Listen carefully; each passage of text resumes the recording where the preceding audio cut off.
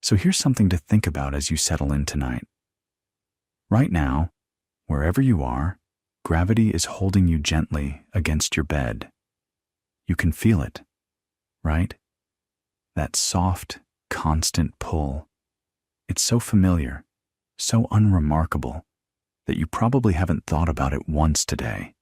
But that same force, that quiet, invisible thing pressing you into your mattress, is the same force that, under the right conditions, can crush a star the size of our sun down to something smaller than a city. Something so dense, so impossibly compressed, that even light itself can't escape from it. That's a black hole. And honestly, the story of how we figured out that such a thing could even exist. It's one of the strangest, most beautiful journeys in the history of science. So let's just take it slow. There's no rush. Let's start at the very beginning.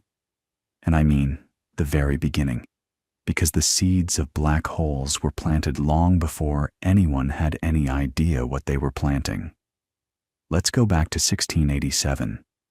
Isaac Newton is in England, and he's just published what might be the most important scientific book ever written.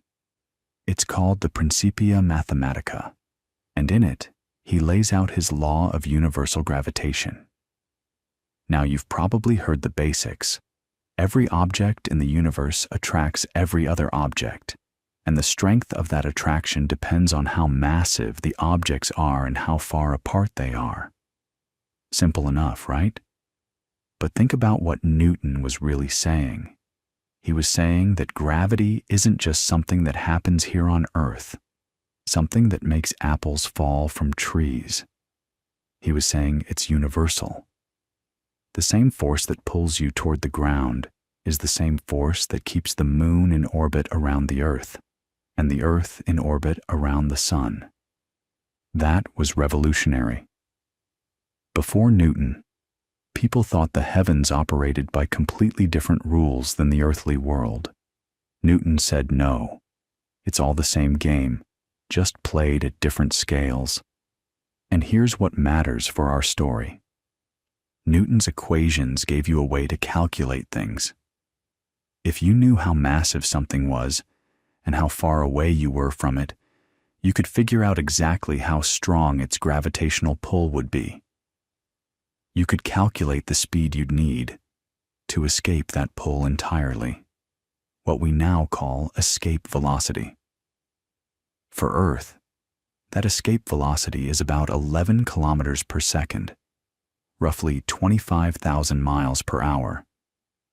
That's how fast a rocket has to go to break free of Earth's gravity and head out into space. For something more massive like Jupiter, the escape velocity is higher. For something less massive, like the moon, it's lower. Makes sense, right? The more massive the object, the harder it is to escape from it. Now, here's where things get interesting, and this is where the very first glimmer of a black hole idea appears, more than 200 years before anyone used that term. It's 1783, and there's a man in England named John Michell. He's a clergyman, a natural philosopher, and honestly, he's one of those people that history has been a little unfair to, because he was brilliant, but he's been largely forgotten. Michell was a geologist, an astronomer. He invented a device for measuring the gravitational constant. He did important work on earthquakes after the devastating Lisbon earthquake of 1755. The man was curious about everything, and one day, Michell started thinking about light and gravity. See, at the time, most scientists thought of light as being made up of tiny particles, little corpuscles, they called them. Newton himself had favored this view. And if light is made of particles, Michell reasoned, then maybe gravity affects light the same way it affects everything else. Maybe light has weight. Maybe gravity can pull on it, slow it down, even stop it. So Michell did a thought experiment. He asked himself, what if you had a star that was massive enough and dense enough that its escape velocity exceeded the speed of light? What would happen?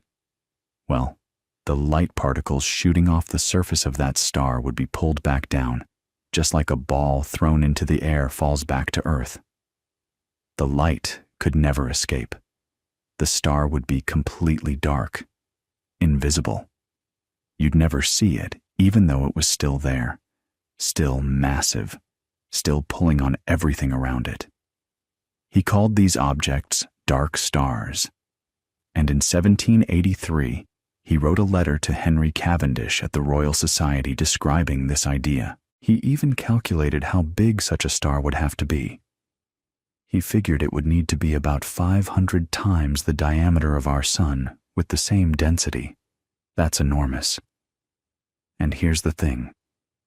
His math wasn't quite right by modern standards because he was working with Newtonian physics. And as we'll see later, gravity, at that extreme level, doesn't really follow Newton's rules. But the core insight, the fundamental idea that there could be an object so gravitationally powerful that light itself couldn't escape, that was spot on. That was the seed. And Michell wasn't alone. About a decade later, in 1796, the great French mathematician Pierre-Simon Laplace independently came up with essentially the same idea. Laplace was one of the towering intellects of his era. He'd made massive contributions to celestial mechanics, probability theory, you name it.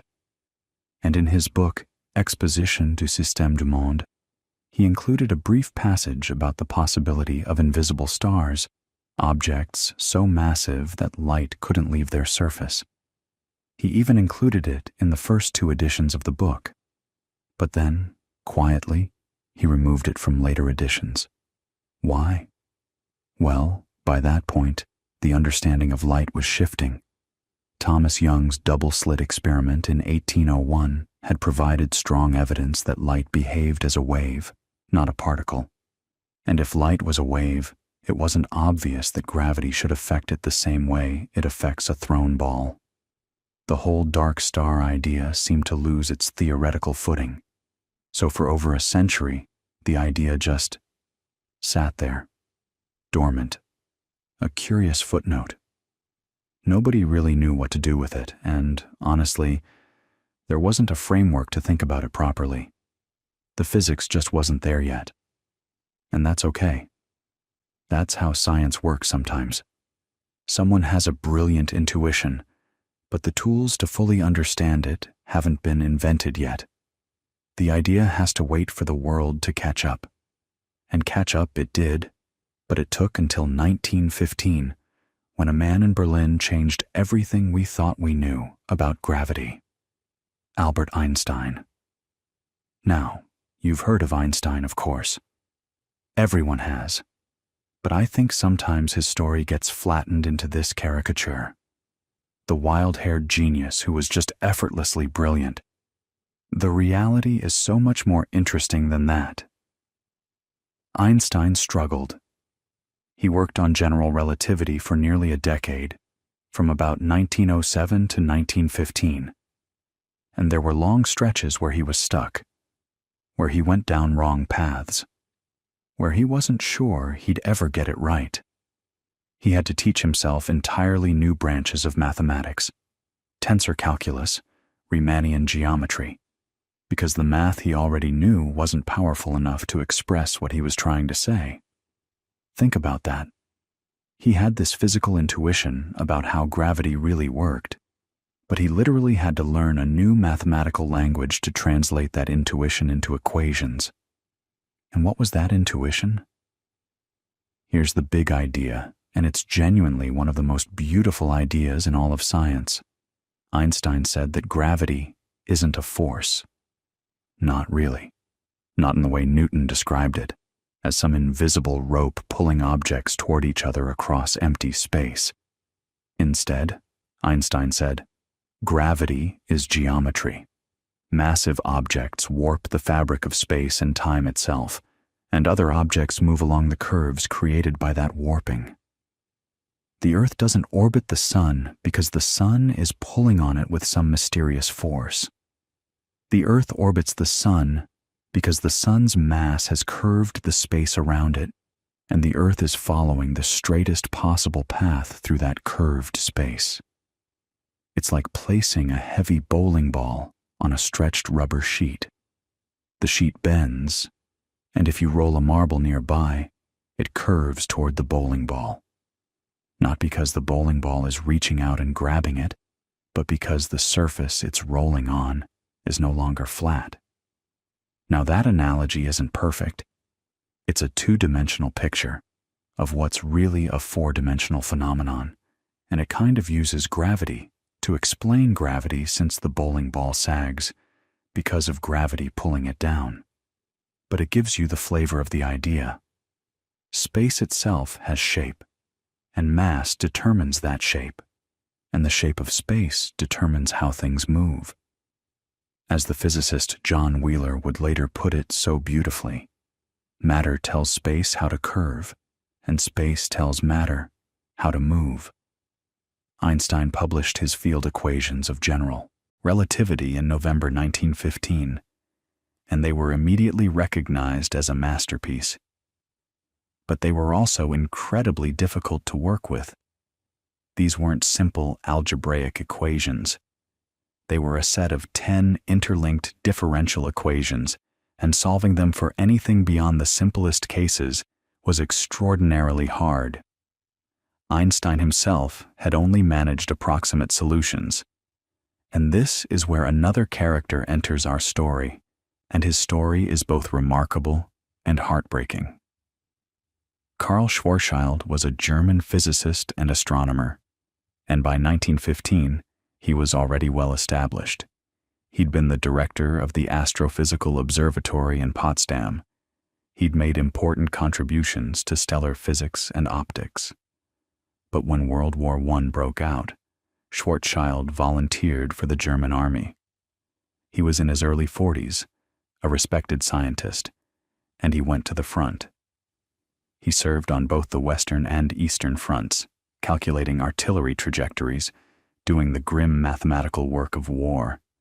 And it was there, on the Eastern Front, in the trenches, while suffering from a painful autoimmune disease called pemphigus that was already killing him, that Karl Schwarzschild did something astonishing. He got hold of Einstein's newly published field equations, and he solved them. Not approximately, exactly. He found the first exact solution to Einstein's equations of general relativity, describing the gravitational field around a perfectly spherical, non-rotating mass. He sent his solution to Einstein in a letter from the front, and Einstein was stunned. He presented Schwarzschild's solution to the Prussian Academy of Sciences in January 1916. Schwarzschild died just a few months later, in May 1916, at the age of 42. He never got to see the full implications of what he'd found, and those implications were strange, really strange. Because buried in Schwarzschild's solution was something that nobody quite knew how to interpret. His equations showed that for any given mass, there was a special radius, a critical distance from the center, where something very peculiar happened. At that radius, the math went haywire.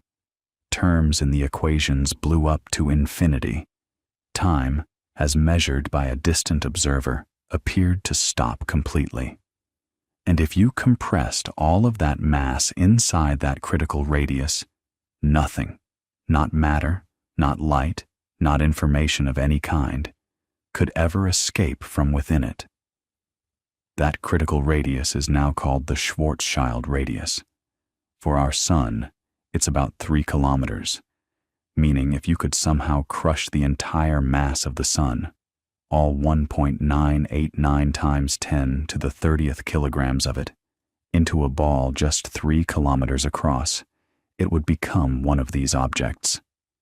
For the Earth, the Schwarzschild radius is about 9 millimeters, less than a centimeter. You'd have to compress the entire Earth down to roughly the size of a marble. Now, when Schwarzschild and Einstein and the other physicists of the time looked at this result, most of them thought it was just a mathematical curiosity, a quirk of the equations that had no physical meaning. Sure, the math said this could happen, but nature would never actually do it, right? No real physical process could compress matter that much. It seemed absurd. Einstein himself spent years arguing that these objects couldn't really form in nature. He even published a paper in 1939 trying to prove it. But here's what's fascinating. The universe didn't care what Einstein thought. The universe had its own plans. And to understand why these objects aren't just mathematical fantasies, but real, physical things that actually exist out there in the cosmos, we need to talk about stars. Specifically, we need to talk about what happens when a star dies. Because it turns out that the same force holding you in your bed right now, that gentle, familiar pull, becomes something terrifying when a star runs out of fuel. And the person who first figured that out was a young man on a steamship crossing the Arabian Sea, scribbling calculations in a notebook, about to stumble into one of the most bitter scientific controversies of the 20th century. He was 19 years old, and his name was Subramanian Chandrasekhar. And this story, his story, is one of the most remarkable in all of 20th century physics, not just because of what he discovered, but because of what happened to him after he discovered it. Chandrasekhar was born in 1910 in Lahore, which was then part of British India. He came from a family that valued learning deeply. His uncle was C.V. Raman, who would go on to win the Nobel Prize in Physics in 1930 for his work on how light scatters through materials. So young Subramanian, who went by Chandra for most of his life, grew up in an environment where science wasn't some abstract career path. It was the family business, in a way. He was brilliant, and everyone around him knew it. He devoured physics and mathematics, and by the time he finished his undergraduate degree at Presidency College in Madras at the age of 19, he'd already published his first scientific paper. 19. Think about that. Most of us at 19 are still figuring out how to do laundry properly, and this kid was publishing original research in theoretical physics. In 1930, Chandra won a government scholarship to go study at Cambridge, in England. And it was during that long voyage by steamship, weeks at sea, crossing the Arabian Sea, through the Suez Canal, across the Mediterranean, that he started working through a problem that had been nagging at him. The problem was about stars. Specifically, about what happens to a star when it dies. Now, to understand what Chandra was thinking about on that ship, you need to know a little bit about how stars work. And this is actually one of the most beautiful stories in all of physics, so let's take our time with it. A star, at its most basic, is a balancing act.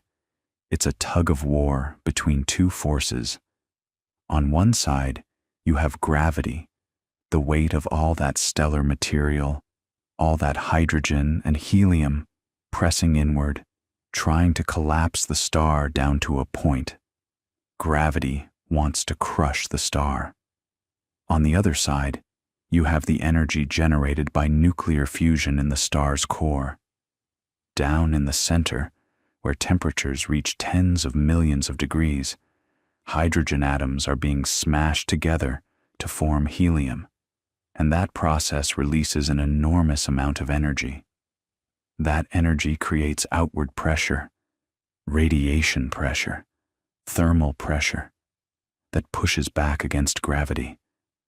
And as long as those two forces are in balance, the star just sits there, shining steadily. Our sun has been doing this for about 4.5 billion years. Gravity pulling in, fusion pushing out, and the whole thing in a kind of equilibrium, a cosmic standoff. But here's the thing.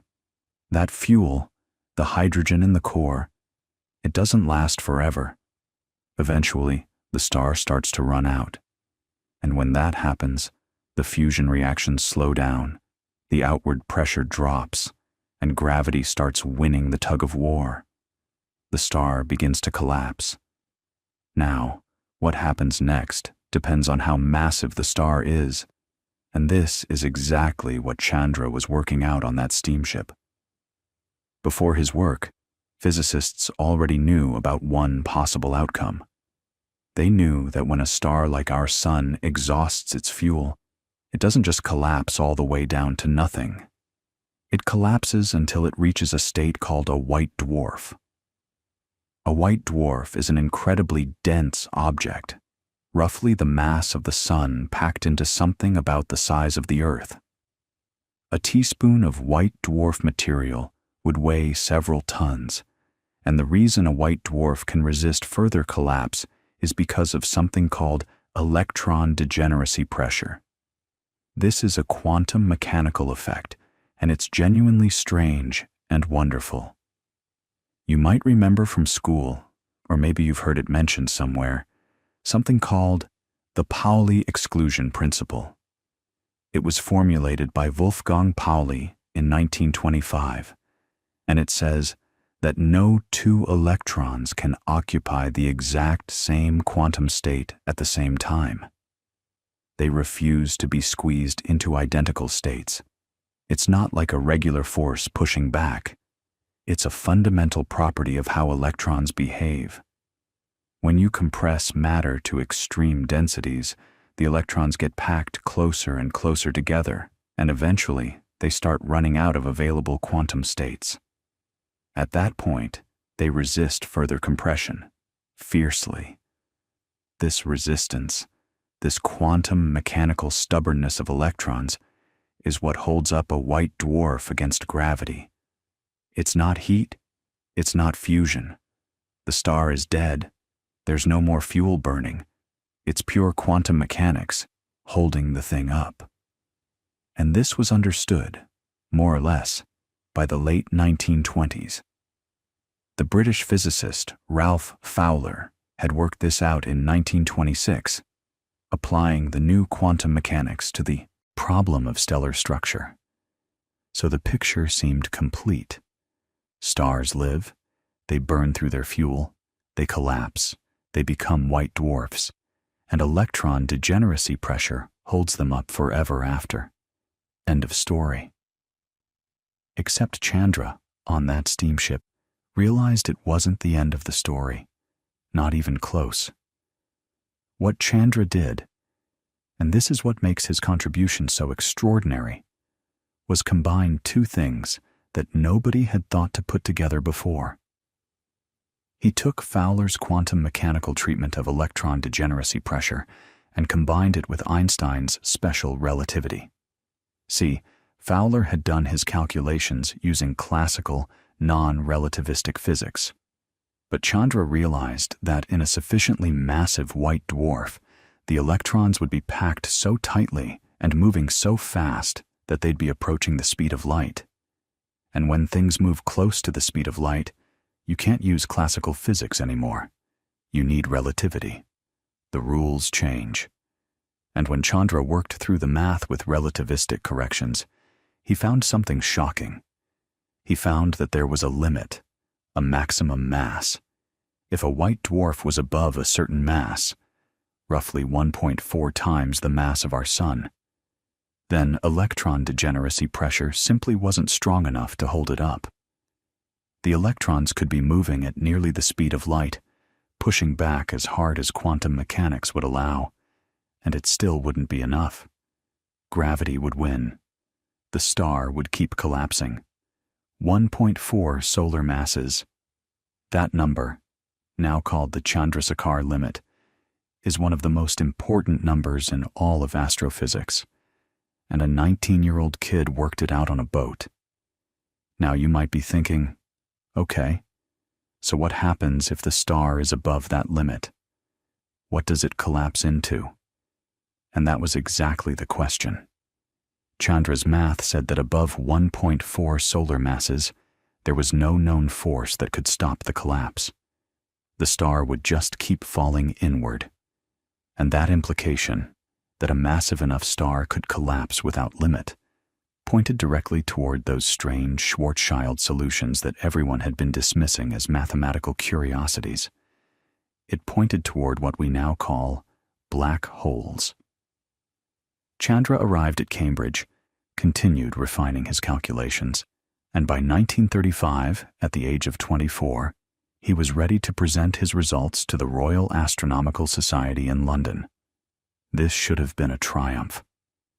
A young physicist from India, presenting a genuinely revolutionary insight about the fate of stars. And here's where the story turns painful. The meeting was on January 11th, 1935.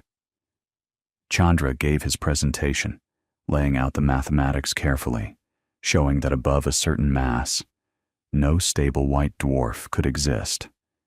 And then Arthur Eddington stood up. Sir Arthur Stanley Eddington was, at that time, probably the most famous astrophysicist in the world.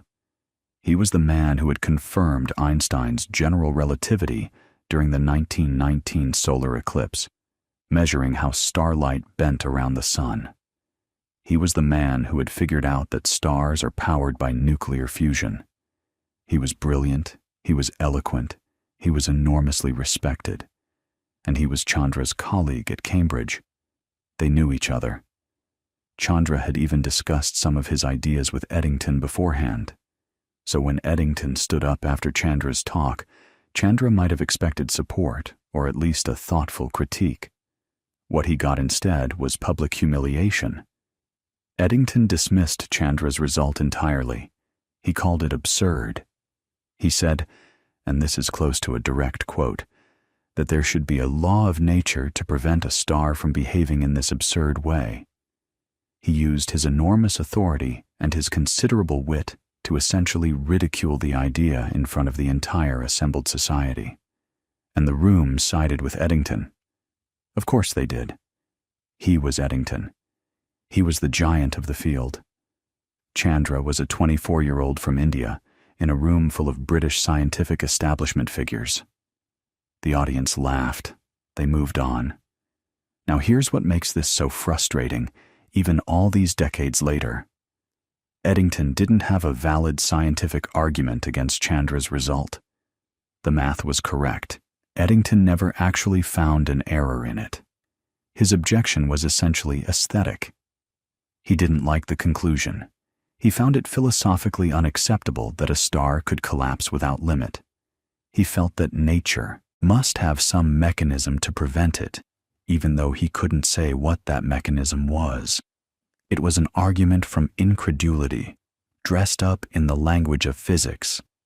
And the tragedy is that Eddington's authority was so immense that his dismissal effectively shut down serious research into stellar collapse for nearly 20 years. Chandra was devastated. He didn't abandon physics.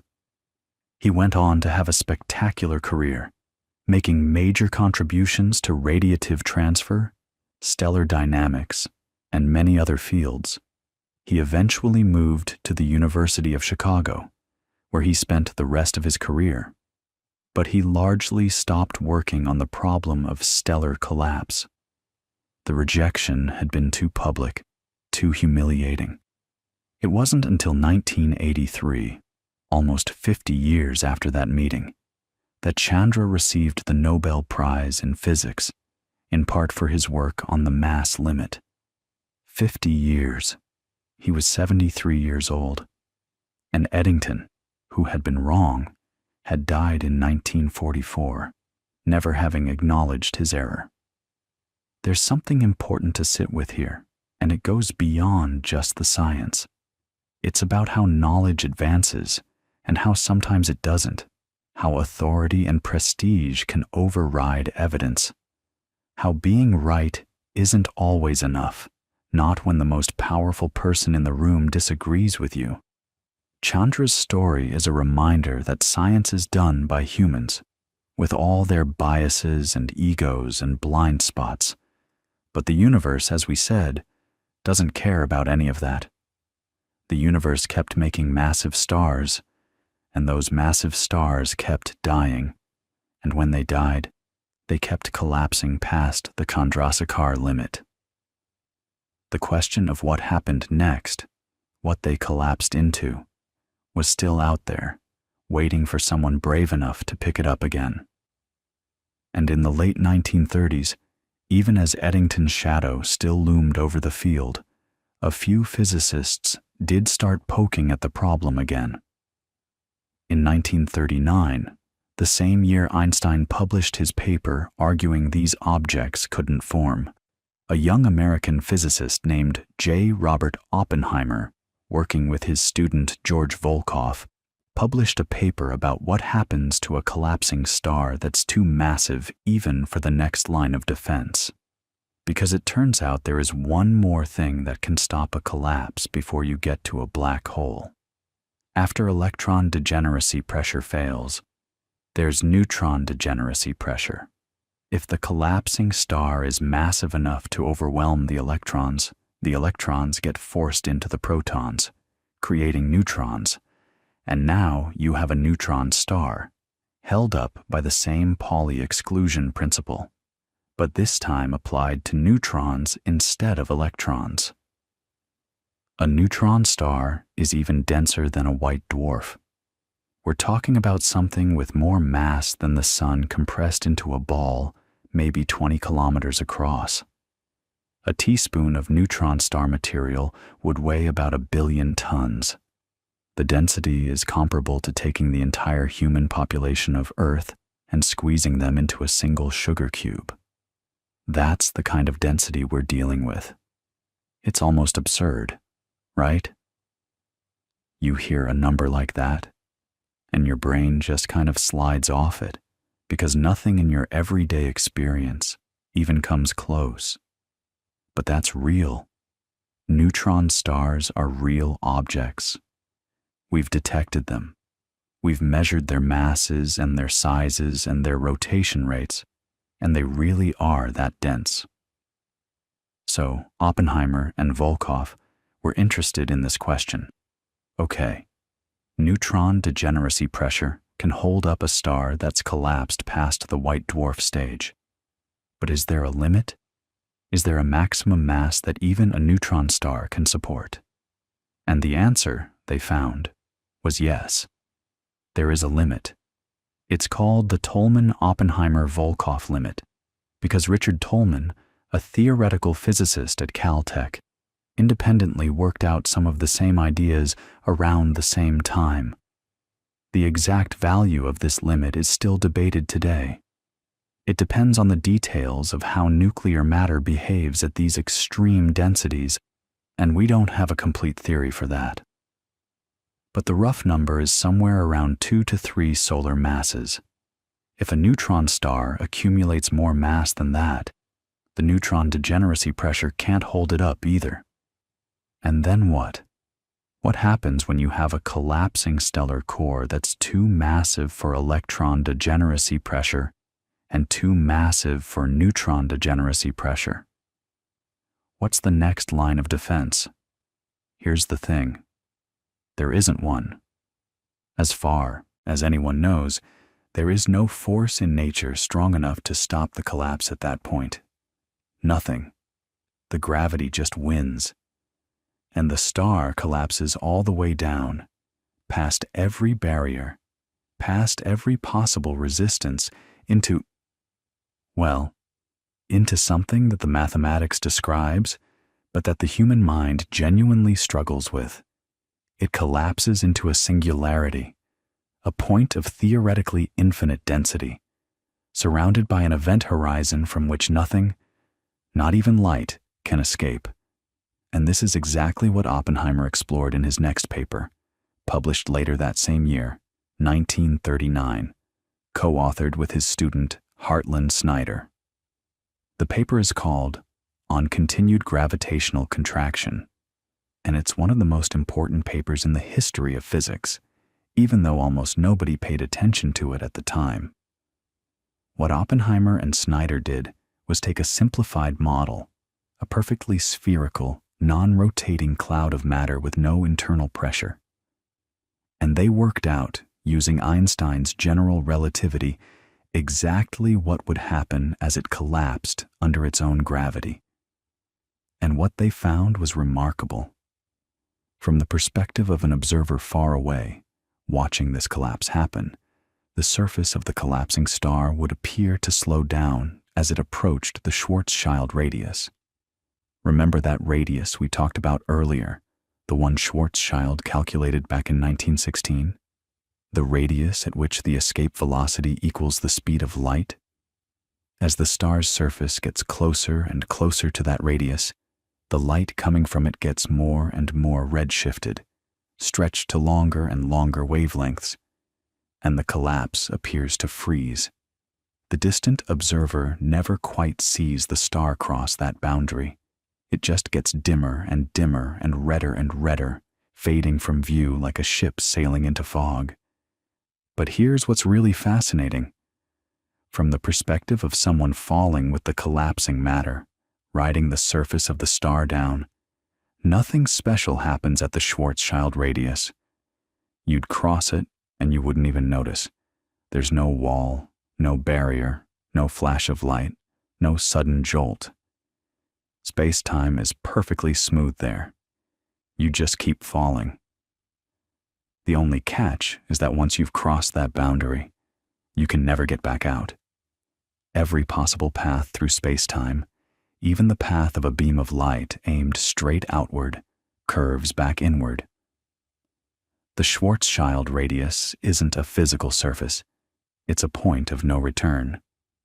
A horizon in the most literal sense. It's the boundary beyond which you cannot see and from which no information can reach you. Now, think about what that means. Two different observers, one far away, one falling in, have completely different experiences of the same event. The distant observer says the collapse never quite finishes. The infalling observer says it happens smoothly and quickly. And both of them are right, within their own frame of reference. This isn't a contradiction. It's just how general relativity works. Time itself flows differently, depending on where you are and how strong the gravitational field is. Near the Schwarzschild radius, time for the infalling observer is running normally from their perspective, but from the distant observer's point of view, that infalling clock has slowed almost to a stop. This is gravitational time dilation, and it's not just theoretical. We measure it every day. The GPS satellites orbiting Earth have clocks that tick slightly faster than clocks on the ground because they're higher up in Earth's gravitational field. The difference is tiny, just microseconds per day. But if we didn't correct for it, your GPS would drift by kilometers. So when we talk about time running differently near a black hole, we're not being metaphorical. We're describing the same effect, just cranked up to an extreme. Oppenheimer and Snyder's paper laid all of this out with mathematical precision. It was the first rigorous demonstration that general relativity predicts complete gravitational collapse, that a sufficiently massive object will inevitably form what we now call a black hole. And it was published in September of 1939. Now here's the irony I want you to sit with for a moment. That same year, 1939, Albert Einstein himself published a paper in the Annals of Mathematics arguing that these objects, these singularities, these fully collapsed stars, could not actually form in nature. Einstein's paper tried to show that matter swirling around in a gravitational field would never actually concentrate enough to cross the Schwarzschild radius.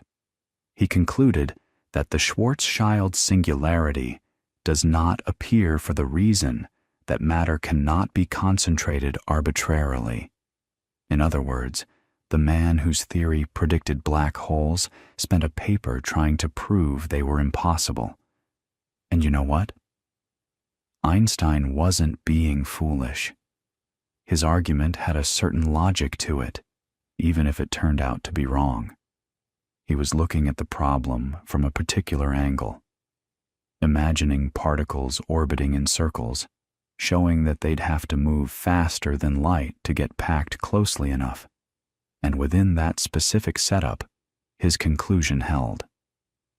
But the setup was too restrictive. He was considering a very particular, idealized scenario that didn't capture what actually happens in a real stellar collapse. Oppenheimer and Snyder's model, though also simplified, was closer to the real physics. They showed that collapse doesn't require matter to orbit faster and faster. It just falls, straight down, and nothing stops it. It's one of those moments in the history of science that makes you realize even the greatest minds have blind spots. Einstein had a deep aesthetic discomfort with singularities. He didn't like them. He felt that a theory predicting infinite densities must be breaking down somewhere, must be telling you that you've pushed the math past the point where it's valid. And honestly, he might have been right about that last part. Most physicists today do believe that the singularity at the center of a black hole is probably a sign that general relativity is incomplete, that at some point you need a quantum theory of gravity to describe what's really happening in there. But that's a different thing from saying black holes can't form at all. The event horizon, the collapse, the point of no return, all of that is on solid ground. It's only the very center, the singularity itself, where the physics gets murky. But here's the kicker. Almost nobody cared. Not about Einstein's paper, and not about Oppenheimer and Snyder's either. September 1939 was when Germany invaded Poland. The world had other things on its mind. And within a couple of years, Oppenheimer himself had other things on his mind too. He was recruited to lead the Manhattan Project, the effort to build the atomic bomb. The man who first showed that black holes could really form spent the next several years building the most destructive weapon in human history. After the war, he became a public figure, a political lightning rod, eventually had his security clearance stripped in 1954 during the Red Scare. He never really came back to the problem of gravitational collapse. The work he and Snyder had done in 1939 just sat there, like a seed planted in dry soil, waiting for the right conditions to grow. And the conditions wouldn't be right for a long time. Through the 1940s and most of the 1950s, the physics community largely ignored gravitational collapse. General relativity itself was something of a backwater. It was considered mathematically beautiful, but physically irrelevant, a theory for philosophers, not for physicists who wanted to do real calculations about real things. The exciting action was in quantum mechanics, particle physics, nuclear physics.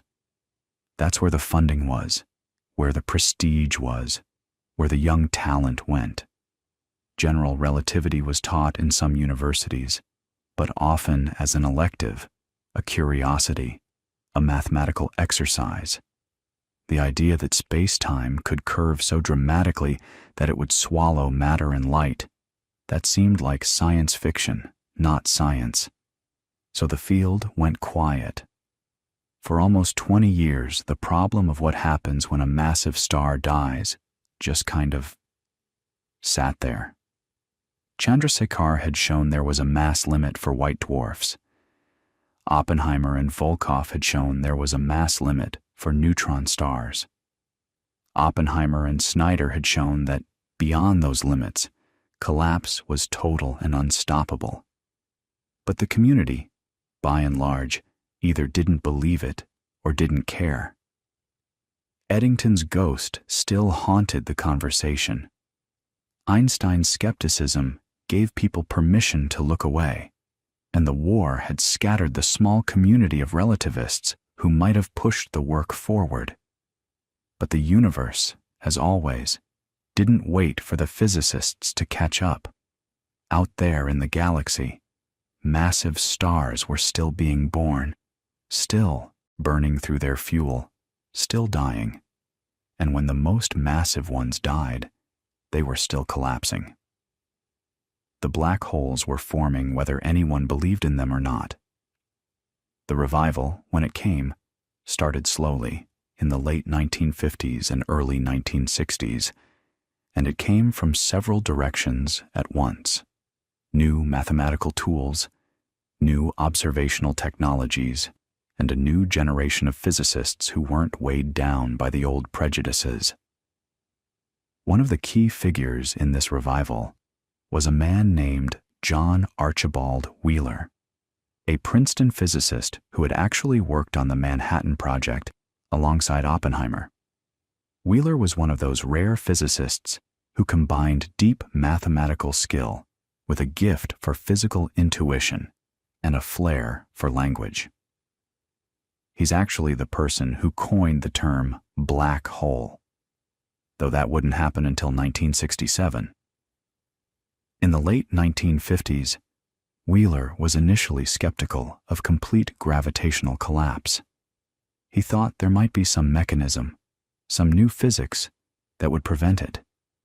He spent years looking for a way out, some force or effect that would halt the collapse before it reached the singularity. And what's remarkable about Wheeler is that when he couldn't find one, when every avenue he explored led back to the same conclusion Oppenheimer and Snyder had reached, he changed his mind. He accepted the result. And then he became one of the most passionate advocates for taking black holes seriously. Wheeler started training a generation of students who would transform the field. Names you might not know, but that ring like bells in the physics community. Kip Thorne, Charles Misner, Robert Garroch. He turned Princeton into a center for general relativity research at a time when most physics departments barely taught the subject. And he had this wonderful way of framing problems that made them feel urgent and alive. He'd ask questions like, what does the endpoint of gravitational collapse look like? What information survives? What can an outside observer ever know about what fell in? These questions, which might sound abstract, turned out to be among the most important questions in all of 20th century physics. Because they weren't just about black holes, they were about the fundamental nature of information, of causality, of what it even means to observe something. And Wheeler had this instinct, this almost poetic sense, that gravitational collapse was trying to tell us something deep about the universe, something we hadn't fully heard yet. So, let's talk about what happened in the 1960s, because this is really where the story catches fire. You've got this strange situation where, for 20 years, from roughly 1939 to the late 50s, the idea of complete gravitational collapse has been sitting there in the literature, mathematically proven, and almost nobody is paying attention. And then, in what feels like a sudden rush, everything changes. New people arrive. New tools appear. New observations come in from the sky.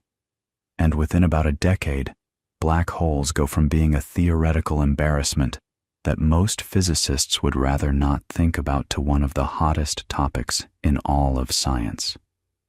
The first thing that happened was a mathematical revolution, and the person at the center of it was a quiet, extraordinarily brilliant mathematician named Roger Penrose. Now, Penrose is British, working out of London and later Oxford, and he came to general relativity from pure mathematics. That's an important detail, because one of the problems that had plagued the study of gravitational collapse was a nagging worry about symmetry. See, The Oppenheimer-Snyder solution from 1939 assumed a perfectly spherical star collapsing in a perfectly uniform way. No bumps, no lumps, no rotation, no turbulence. Just a smooth, idealized ball of matter falling inward. And critics, reasonable critics, had pointed out that real stars aren't like that. Real stars are messy. They rotate. They have magnetic fields. Their density isn't uniform. So maybe, the argument went, the singularity that appears in the Oppenheimer-Snyder solution is just an artifact of that perfect symmetry. Maybe if you made the collapse even slightly asymmetric, the infalling matter would miss itself, so to speak, and bounce or swirl around and avoid forming a singularity altogether. It's a bit like arguing that if you drop a ball perfectly onto the tip of a needle, it'll balance. But any real ball with any real imperfection will just fall off to one side. The singularity might be like that needle balance, technically possible, but physically irrelevant. This was a genuinely serious objection, and for years nobody could definitively answer it because the mathematics of general relativity in non-symmetric situations is ferociously difficult. You can't just write down a neat equation. The full Einstein field equations are 10-coupled, nonlinear partial differential equations, and solving them for anything other than highly idealized cases was essentially impossible with the tools available at the time.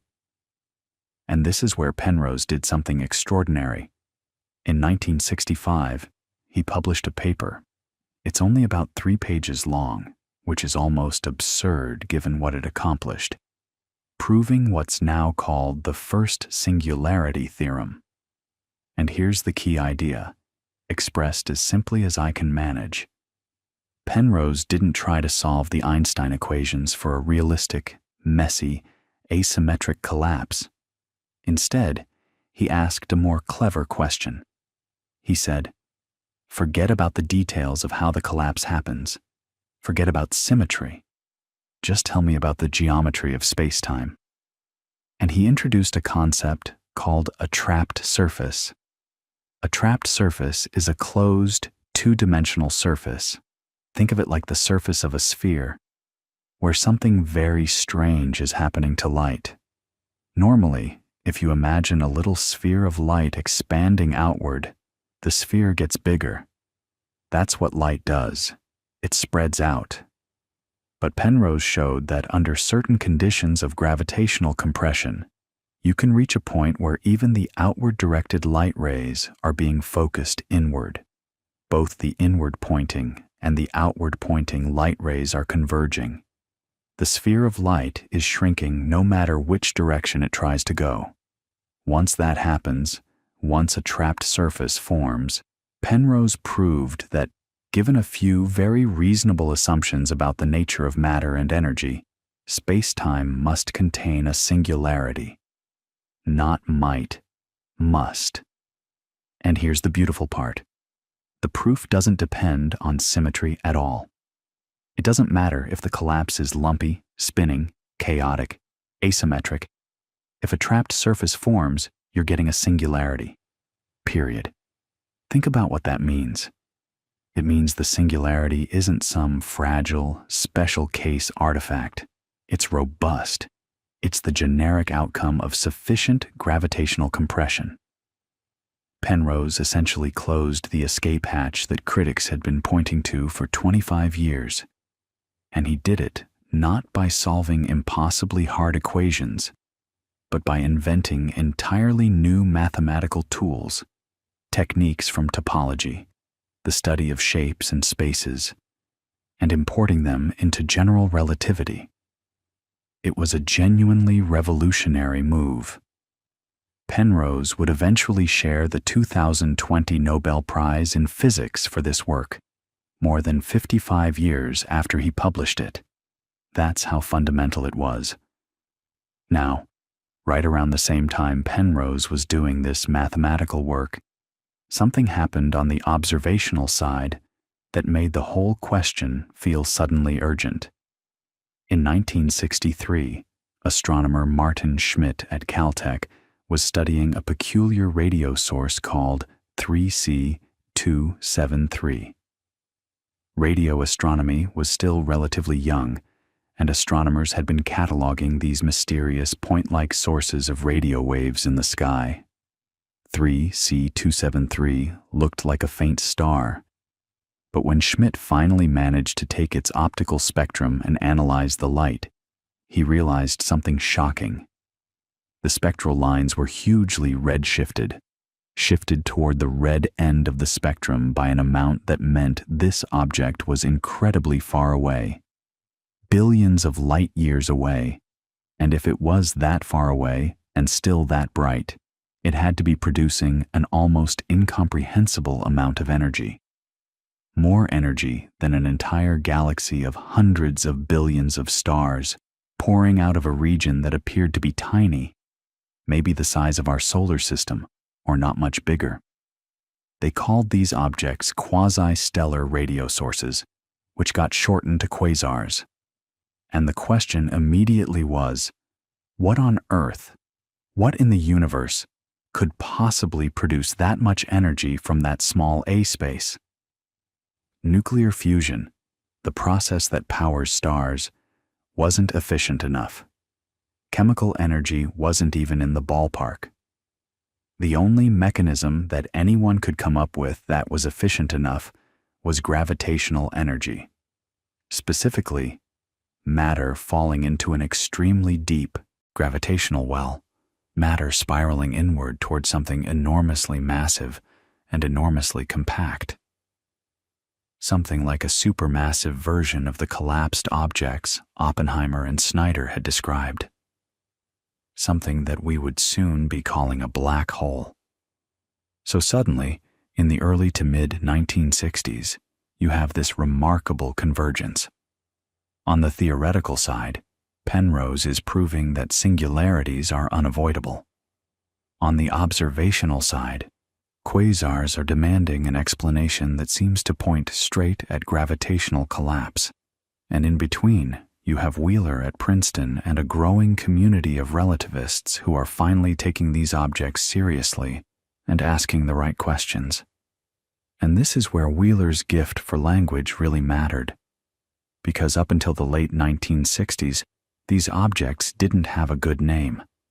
They were called frozen stars by the Soviet physicists, because from the outside, the surface of the collapsing star appears to freeze at the event horizon due to that gravitational time dilation we talked about earlier.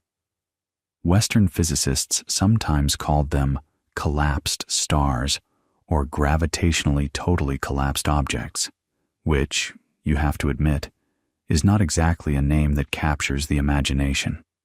The story goes that at a conference in 1967, Wheeler was giving a talk about these objects, and someone in the audience, or maybe Wheeler himself, the accounts vary slightly, used the phrase black hole, and it stuck instantly.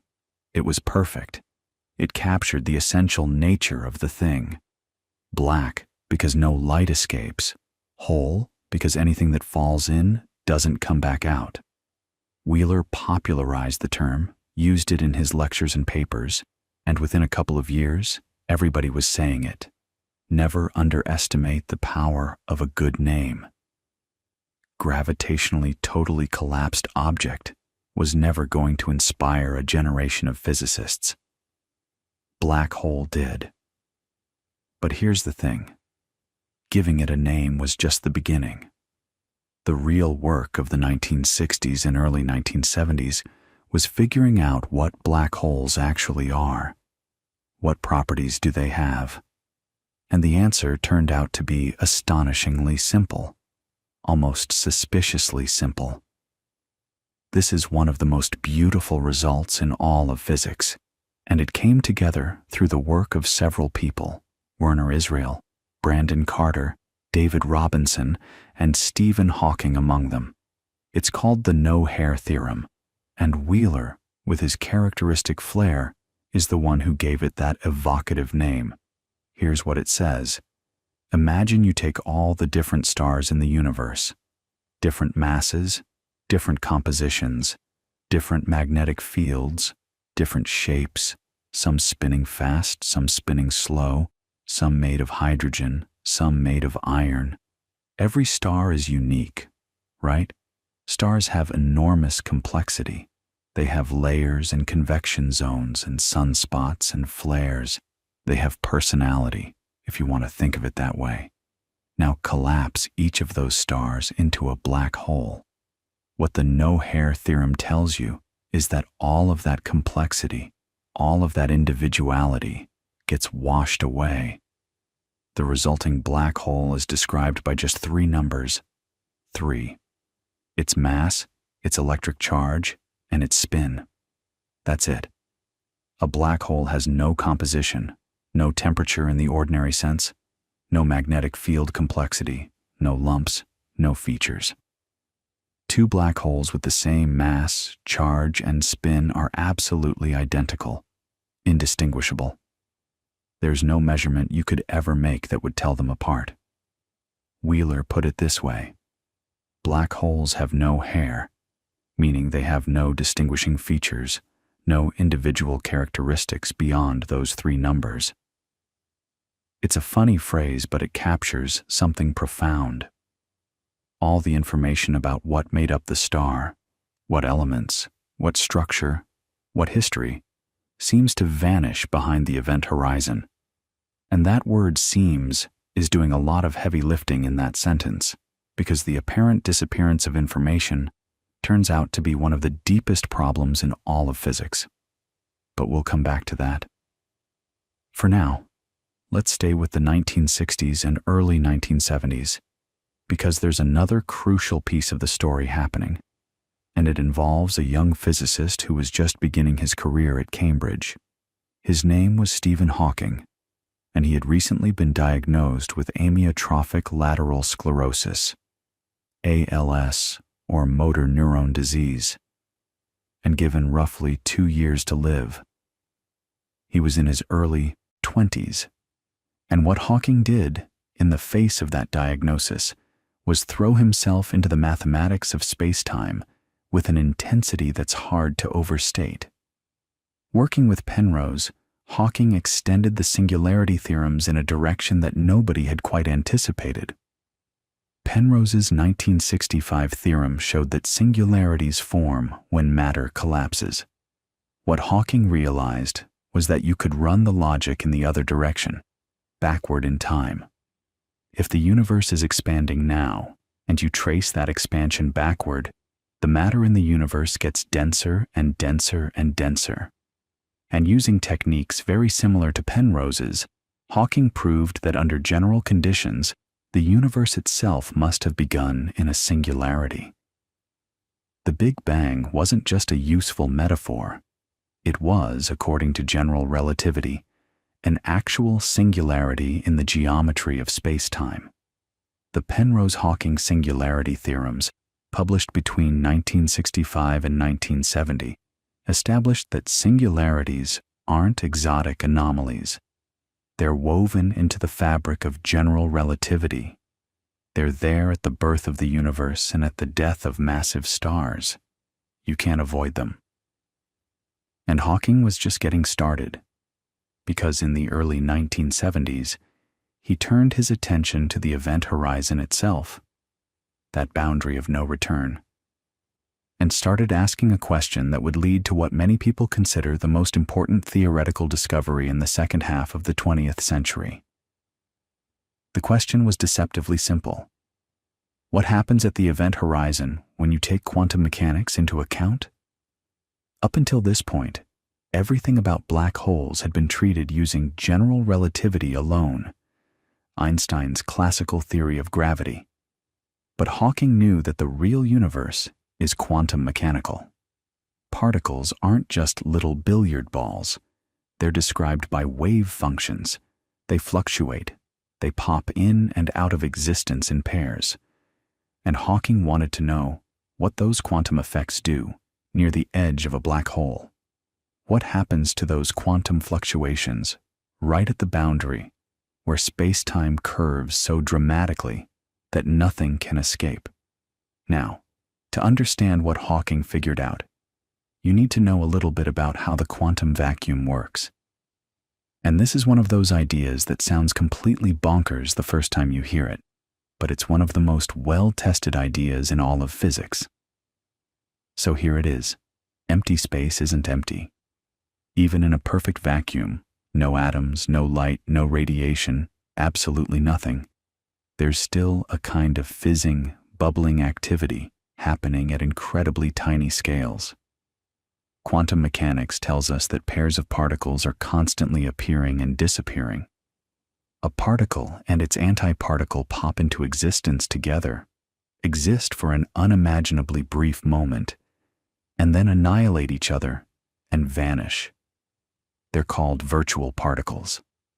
And they don't violate conservation of energy because they exist for such a short time that the universe essentially doesn't notice. It's like borrowing $1 and paying it back before anyone checks the register. The Heisenberg uncertainty principle allows this. Energy can fluctuate by a small amount as long as it does so for a correspondingly short time. This isn't some theoretical fantasy. Virtual particles have measurable effects. The Casimir effect, for instance, where two uncharged metal plates placed very close together in a vacuum are pushed toward each other by a tiny but real force that's caused by virtual particles. The Lamb shift in hydrogen spectral lines, that's virtual particles too. So this quantum fizzing is real. It's happening everywhere, all the time, including right now in the space around you. Okay, so Hawking takes this idea, this constant bubbling of particle-antiparticle pairs, and he asks, what happens when this occurs right at the event horizon of a black hole? And here's where it gets genuinely beautiful. Imagine a pair of virtual particles popping into existence just outside the event horizon. Normally, they'd find each other almost instantly, annihilate, and disappear back into the vacuum. But right at the event horizon, space-time is curved so severely that something extraordinary can happen. One particle of the pair can fall inward, past the event horizon, into the black hole. And the other particle, the one that was on the outside, suddenly finds itself without a partner to annihilate with. It has no choice but to fly away into space as a real, detectable particle. From the perspective of someone watching from far away, the black hole just emitted a particle. It radiated. Think about what that means. A black hole, the thing defined by the fact that nothing can escape from it, is actually glowing. Faintly, incredibly faintly, but glowing. Hawking published this result in 1974 in a paper in the journal Nature titled Black Hole Explosions. And yes, that question mark was in the original title, which I love, because even Hawking seemed to be saying, "Can you believe this?" The paper showed that black holes emit thermal radiation with a specific temperature, and that temperature is inversely proportional to the black hole's mass. The bigger the black hole, the cooler it is. The smaller the black hole, the hotter it is. This radiation became known as Hawking radiation, and it changed everything. Now, I should be honest with you about something. The virtual particle pair picture I just described. One falls in, one escapes. That's the popular explanation, and it's the one Hawking himself used when talking to general audiences. It gives you the right intuition, but the actual calculation is more subtle than that. What Hawking really did was study quantum field theory in curved spacetime. He looked at how a quantum field, think of it as the underlying mathematical object that describes particles, behaves in the geometry around a black hole. And he found that what one observer calls a vacuum, another observer in a different state of motion calls a bath of particles. The key insight is that the concept of particle itself depends on your frame of reference when space-time is curved. An observer falling into the black hole sees nothing special at the horizon. No particles, no radiation, just empty space. But an observer hovering far away, watching the black hole, detects a steady stream of thermal radiation coming from the vicinity of the horizon. Both observers are right. The disagreement is built into the structure of quantum field theory in curved space-time. It's not that one of them is making a mistake. It's that the very definition of what counts as a particle is observer-dependent. This is wild, right? And it's deeply unsettling if you think about it carefully, because it means that something as basic as, is there a particle here or not, doesn't have a single answer. It depends on who's asking and how they're moving through space-time. But anyway, the practical upshot is clear. Black holes radiate. They have a temperature, and that temperature for a black hole with the mass of our sun is about 60 billionths of a Kelvin, 60 nanokelvins. That's so close to absolute zero that it's essentially unmeasurable against the cosmic microwave background, which sits at about 2.7 Kelvin. So for any black hole we could actually observe in the real universe, Hawking radiation is hopelessly faint. We've never detected it directly. But the theoretical implications are enormous. Here's why. If a black hole is radiating, it's losing energy. And by Einstein's E equals mc squared, losing energy means losing mass. The black hole is evaporating. Slowly, unbelievably slowly for a large black hole. A solar mass black hole would take something like 10 to the 67 years to evaporate, which is so much longer than the current age of the universe that it's essentially forever. But for small black holes, the process accelerates. Remember, the temperature goes up as the mass goes down. So as the black hole loses mass, it gets hotter. As it gets hotter, it radiates faster. As it radiates faster, it loses mass more quickly. It's a runaway process. In the final moments, a small black hole would radiate with increasing fury, getting hotter and hotter and brighter until, and here's where the question mark in Hawking's title comes from, it presumably explodes in a final burst of energy. A black hole explosion. What exactly happens in those last instants, when the black hole has shrunk to a size where both quantum mechanics and gravity are equally important, nobody knows. That's the regime of quantum gravity, the theory we don't have yet. But the overall picture, black holes radiate, lose mass, and eventually evaporate. That's been accepted by the theoretical physics community for 50 years now. And this is where things get really philosophically deep, because Hawking radiation creates a paradox, maybe the most important unsolved problem in theoretical physics. It's called the black hole information paradox, and let me walk you through it, because it's one of those problems that sounds simple on the surface, but has consumed the careers of hundreds of brilliant physicists for decades. Here's the setup. In quantum mechanics, there's a sacred principle. Information is never truly destroyed. If you know the complete quantum state of a system at one moment, you can in principle calculate its state at any future moment, and also reconstruct its state at any past moment.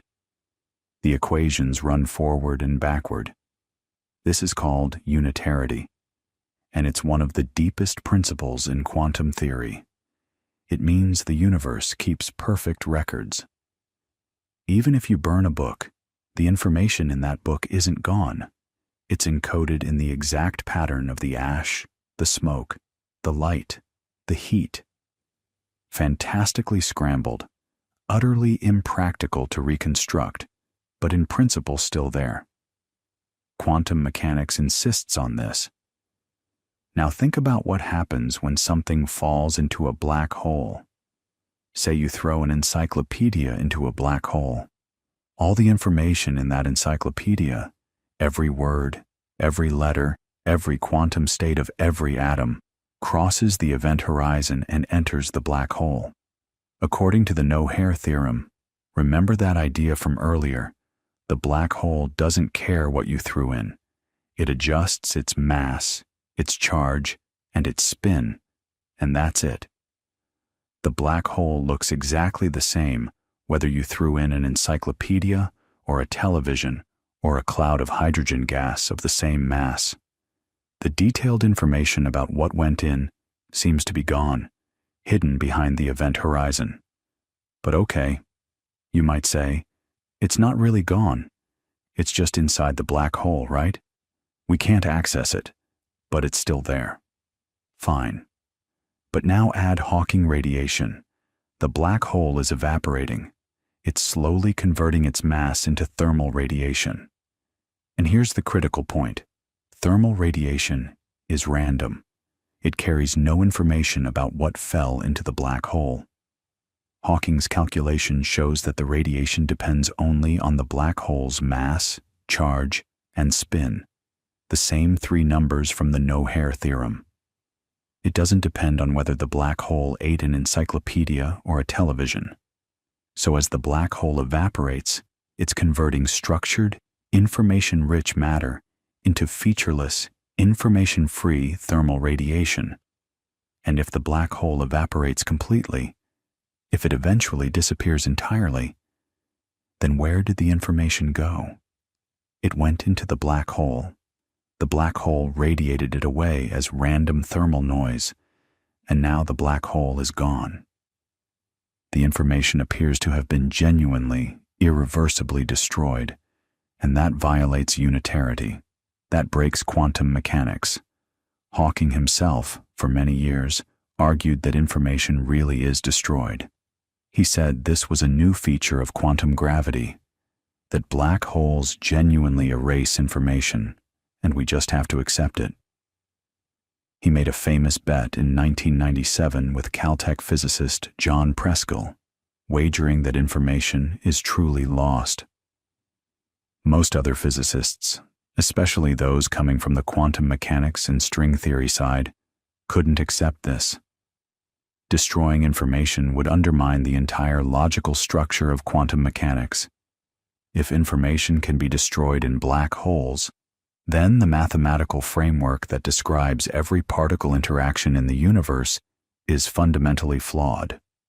The stakes couldn't be higher, and so began one of the great intellectual battles in modern physics. On one side, you had the general relativity community, who took Hawking's calculation at face value and were willing to accept that quantum mechanics might need modification. On the other side, you had the quantum mechanics and string theory community who insisted that information must somehow get out, that Hawking's calculation must be missing something subtle. The argument raged through the 1980s and 1990s.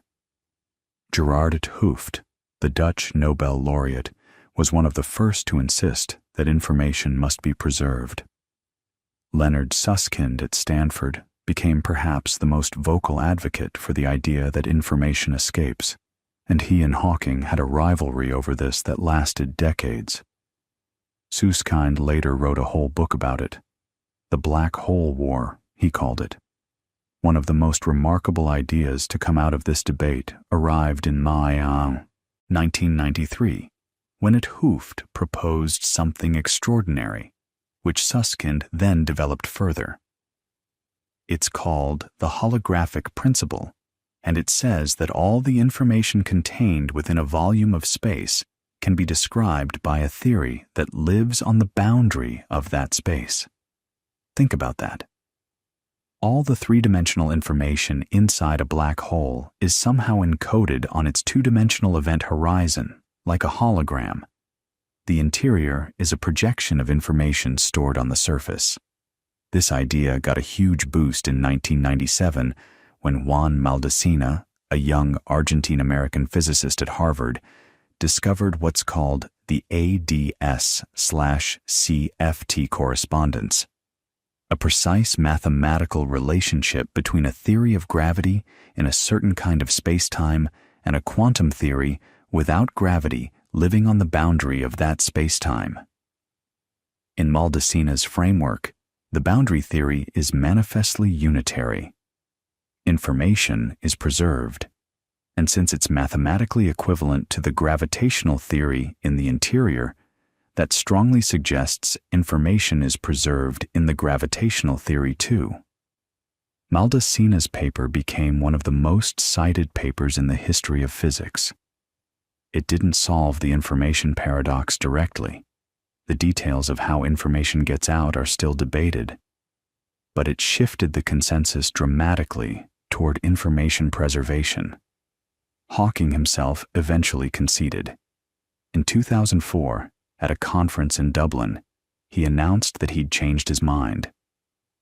"Information is not destroyed," he said. He paid off his bet with Preskill.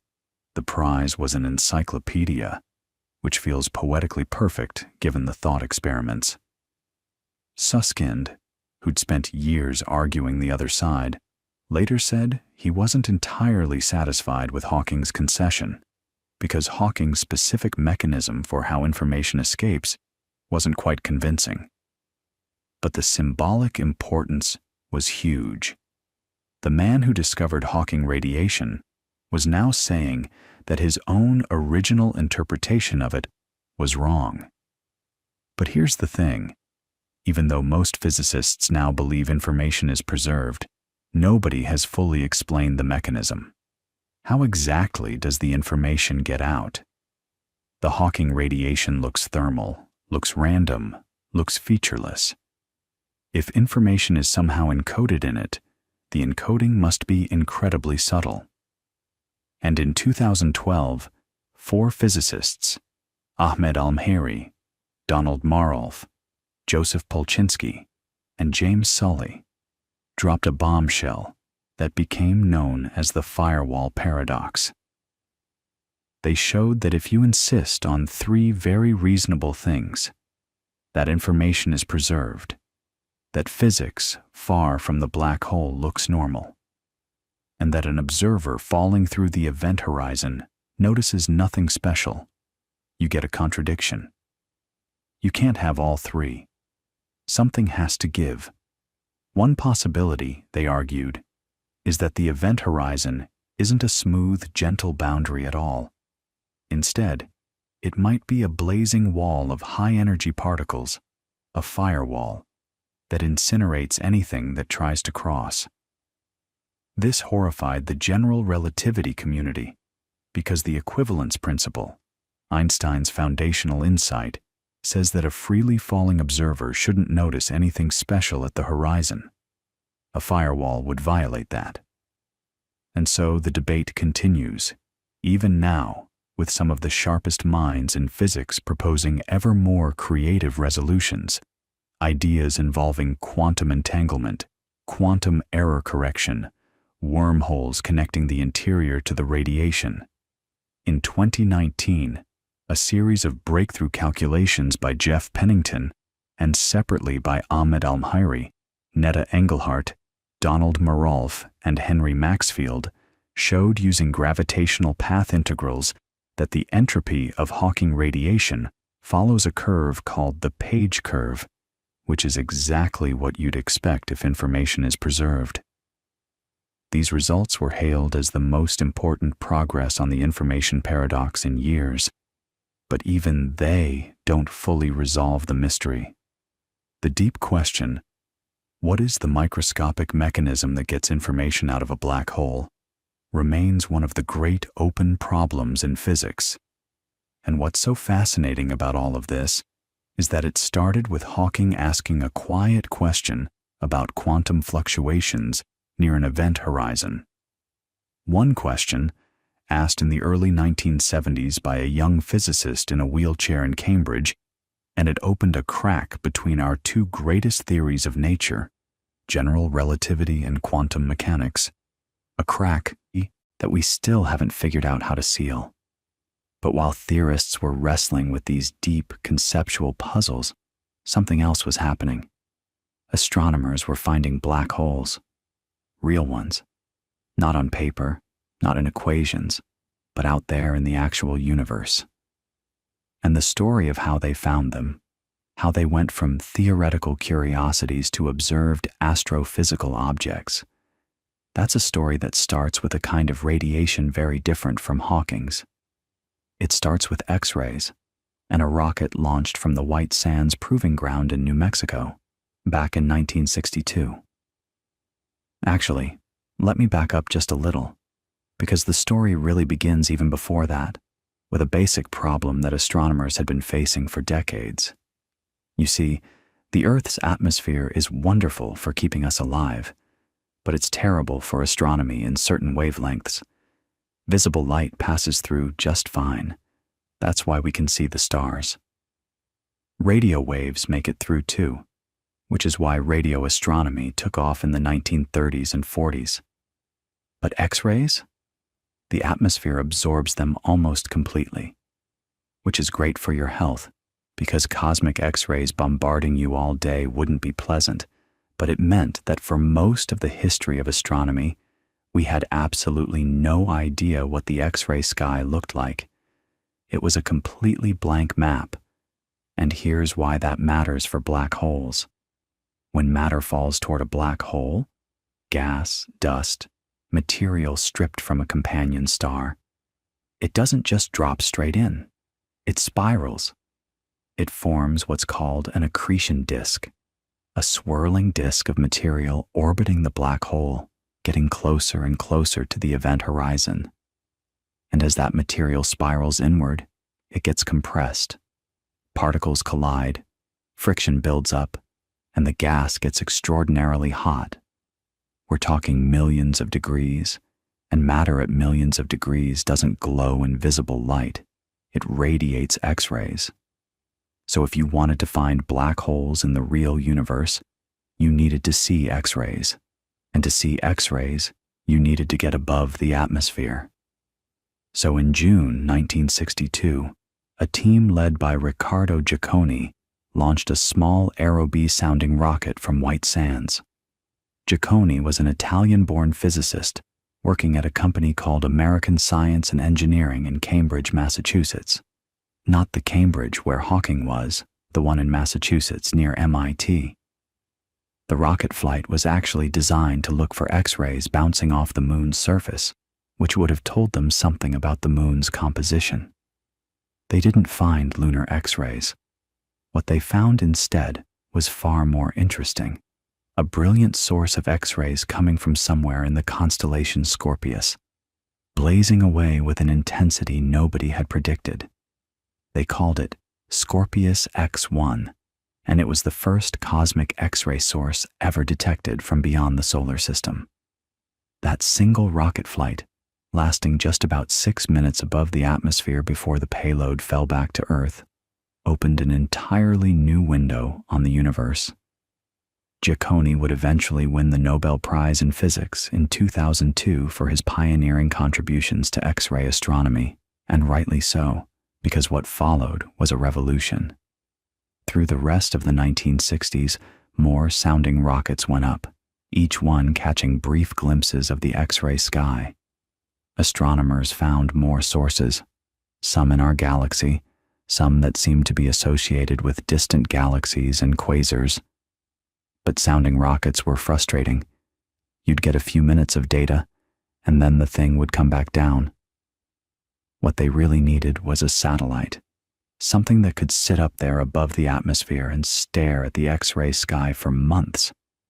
And that's exactly what they got on December 12, 1970, when NASA launched Uhuru, the first satellite dedicated entirely to X-ray astronomy. It was launched from a platform off the coast of Kenya, and the name Uhuru is Swahili for freedom, because the launch happened to coincide with Kenya's Independence Day. Giacconi was behind this one too. Uhuru was a game changer. Over the next few years, it cataloged over 300 X-ray sources across the sky.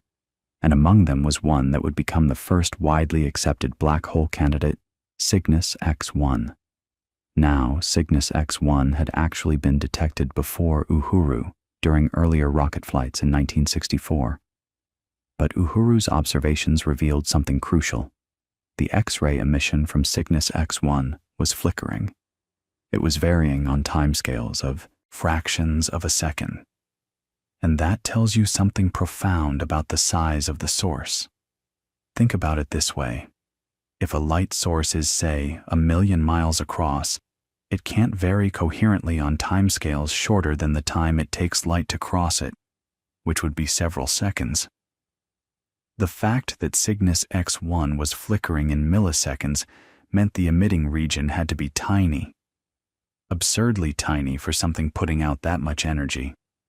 We're talking a region maybe a few hundred kilometers across, pouring out thousands of times the total energy output of our sun, mostly in X-rays. Meanwhile, optical astronomers pointed their telescopes at the same patch of sky and found that the X-ray source was associated with a blue supergiant star called HDE 226868. And here's where the detective work gets really elegant. By studying the Doppler shifts in the light from that blue supergiant, watching its spectral lines wobble back and forth, they could tell that it was orbiting something massive that they couldn't see. The orbital period was about 5.6 days, and from the orbital mechanics, they could estimate the mass of the invisible companion. The numbers kept coming back above 10 solar masses, well above the maximum mass for a neutron star, which remember sits around 2 to 3 solar masses. Too massive to be a neutron star, too compact to be anything else that anyone could think of. The conclusion, cautiously at first and then with growing confidence, was that the invisible companion in the Cygnus X1 system was a black hole. This was the early 1970s, and it's worth pausing here to appreciate the strangeness of the moment. For decades, black holes had been theoretical constructs that many physicists didn't even believe in. Einstein himself had argued against them. Eddington had ridiculed the idea.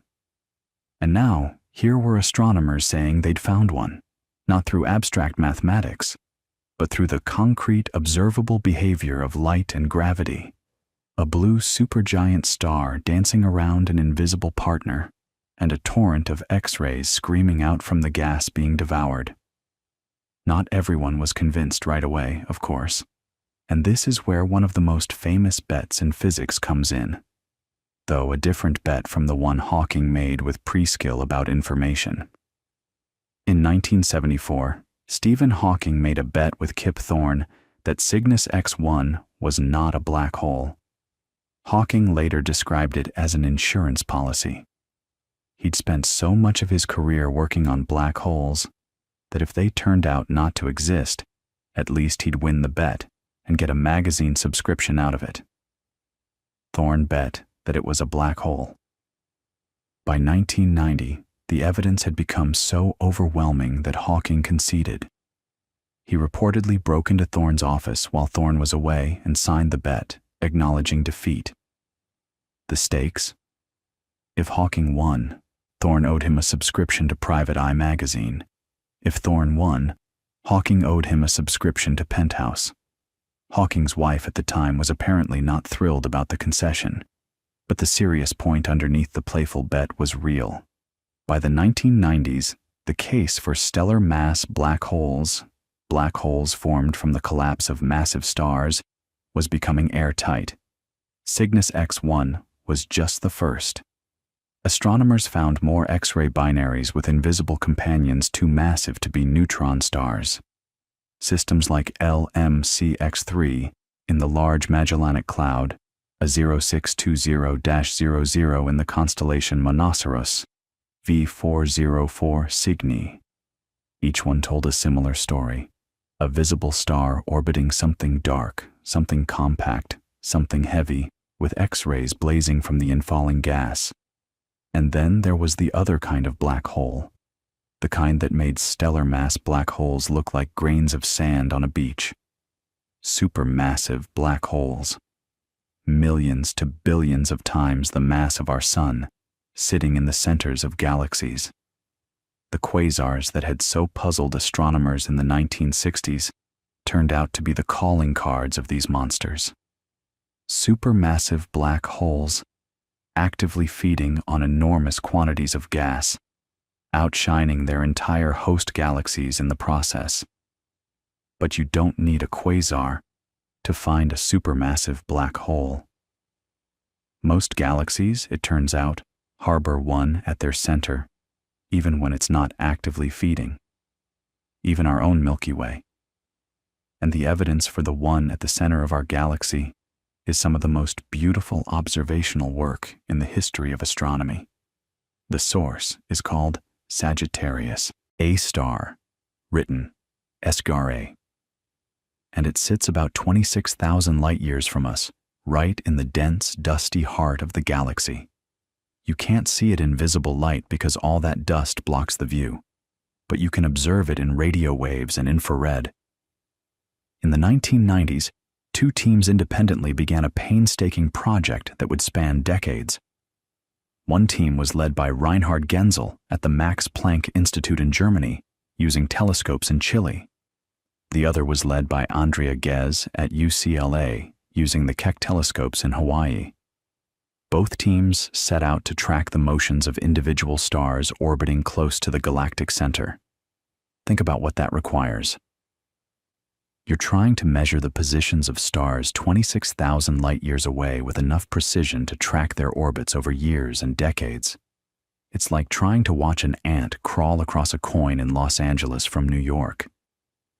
They used a technique called adaptive optics, which corrects for the blurring caused by Earth's atmosphere in real time, using lasers to create artificial guide stars. And over the years, frame by frame, they built up the orbital paths of these stars. The star that became the poster child for the whole effort is called S2, or sometimes S0-2, depending on which team's naming convention you use. S2 orbits Sagittarius A star with a period of about 16 years, and at its closest approach, it comes within about 120 astronomical units of the center. That's roughly 4 times the distance from the Sun to Neptune. It whips around at speeds exceeding 7,000 kilometers per second. That's about 2.5% the speed of light. From the orbit of S2 and the other stars, both teams calculated the mass of the invisible object they were orbiting. The answer? About 4 million solar masses, crammed into a region smaller than our solar system. 4 million times the mass of our Sun. In a space you could fit between the Sun and the orbit of Mercury, roughly speaking. There is simply nothing in known physics, other than a black hole, that can pack that much mass into that small a volume. Genzel and Ghez shared the Nobel Prize in Physics in 2020 for this work, the same Nobel that also honored Roger Penrose for his singularity theorem, which feels fitting, doesn't it? The theorist who proved that singularities must form, and the observers who found the most compelling evidence that they actually have. But even with all of this, the X-ray binaries, the stellar orbits, the quasars, there was still something missing. Everything was indirect. Astronomers were inferring the presence of black holes from their gravitational effects on nearby matter. Nobody had ever seen one directly. Nobody had ever captured an image of that dark shadow, that absence of light where the event horizon swallows everything. And that's because imaging a black hole is, when you think about it, an almost absurdly difficult problem. Sagittarius A star, the nearest supermassive black hole, subtends an angle on the sky of about 50 microarc seconds. To give you a sense of how small that is, it's roughly the angular size of a donut on the moon, as seen from Earth. To resolve something that small, you would need a telescope the size of the Earth itself. And so, in the early 2000s, a collaboration began to form around an audacious idea. What if you could build a telescope the size of the Earth? Not literally, of course, but effectively, using a technique called very long baseline interferometry. The idea is that you link together radio telescopes scattered across the globe, in Hawaii, in Arizona, in Spain, in Chile, in the South Pole, in Mexico, and you synchronize them all using atomic clocks so precise that they drift by less than a billionth of a second per day. When you combine the data from all these telescopes, the resulting virtual instrument has the resolving power of a dish as wide as the distance between the most widely separated stations, a dish the size of the Earth. That's what the Event Horizon Telescope is. Not one telescope, but many, working together as one. And here's what's clever about it. Radio interferometry itself isn't new. Astronomers have been linking radio dishes together since the 1940s and 50s. The basic principle goes like this. When a radio wave from a distant source arrives at two separate telescopes, it hits them at slightly different times because the telescopes are in different locations. That tiny time difference creates an interference pattern, and by carefully measuring that pattern, you can extract information about the structure of the source with a resolution that depends not on the size of any single dish, but on the distance between the dishes. The farther apart they are, the finer the detail you can see. So if you want the sharpest possible view of the sky at radio wavelengths, you want your dishes as far apart as possible. And the farthest apart you can get on Earth is, well, the diameter of the Earth, about 13,000 kilometers. But there's a catch. Actually, there are many catches. The Event Horizon Telescope doesn't work like a normal interferometer where the signals are combined in real time. The telescopes are too far apart for that. Instead, each station records its data independently onto hard drives. We're talking petabytes of data, stacks and stacks of hard drives. And those drives are physically shipped to a central location where the signals are correlated after the fact. You literally put hard drives in boxes, put them on airplanes, and fly them to MIT Haystack Observatory in Massachusetts, or the Max Planck Institute in Bonn, Germany. It's one of those wonderful cases where the fastest way to transfer data is still a plane full of hard drives. The bandwidth of a FedEx truck, as the old joke goes, is astonishingly high. Now, for this correlation to work, every telescope has to record with an atomic clock timestamp so precise that the signals can be lined up after the fact to within a fraction of a wavelength of light. The EHT observes at a wavelength of about 1.3 millimeters.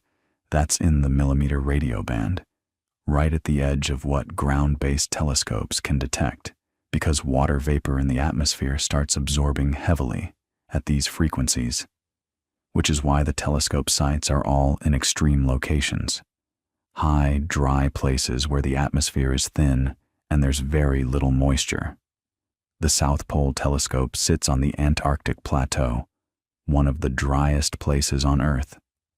The telescopes on Mauna Kea in Hawaii are at nearly 14,000 feet.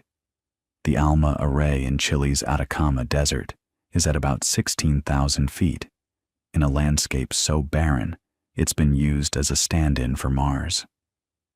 The Large Millimeter Telescope sits atop Sierra Negra in Mexico at 15,000 feet. Each of these sites was chosen because the atmosphere above them is as transparent as possible at 1.3 millimeters.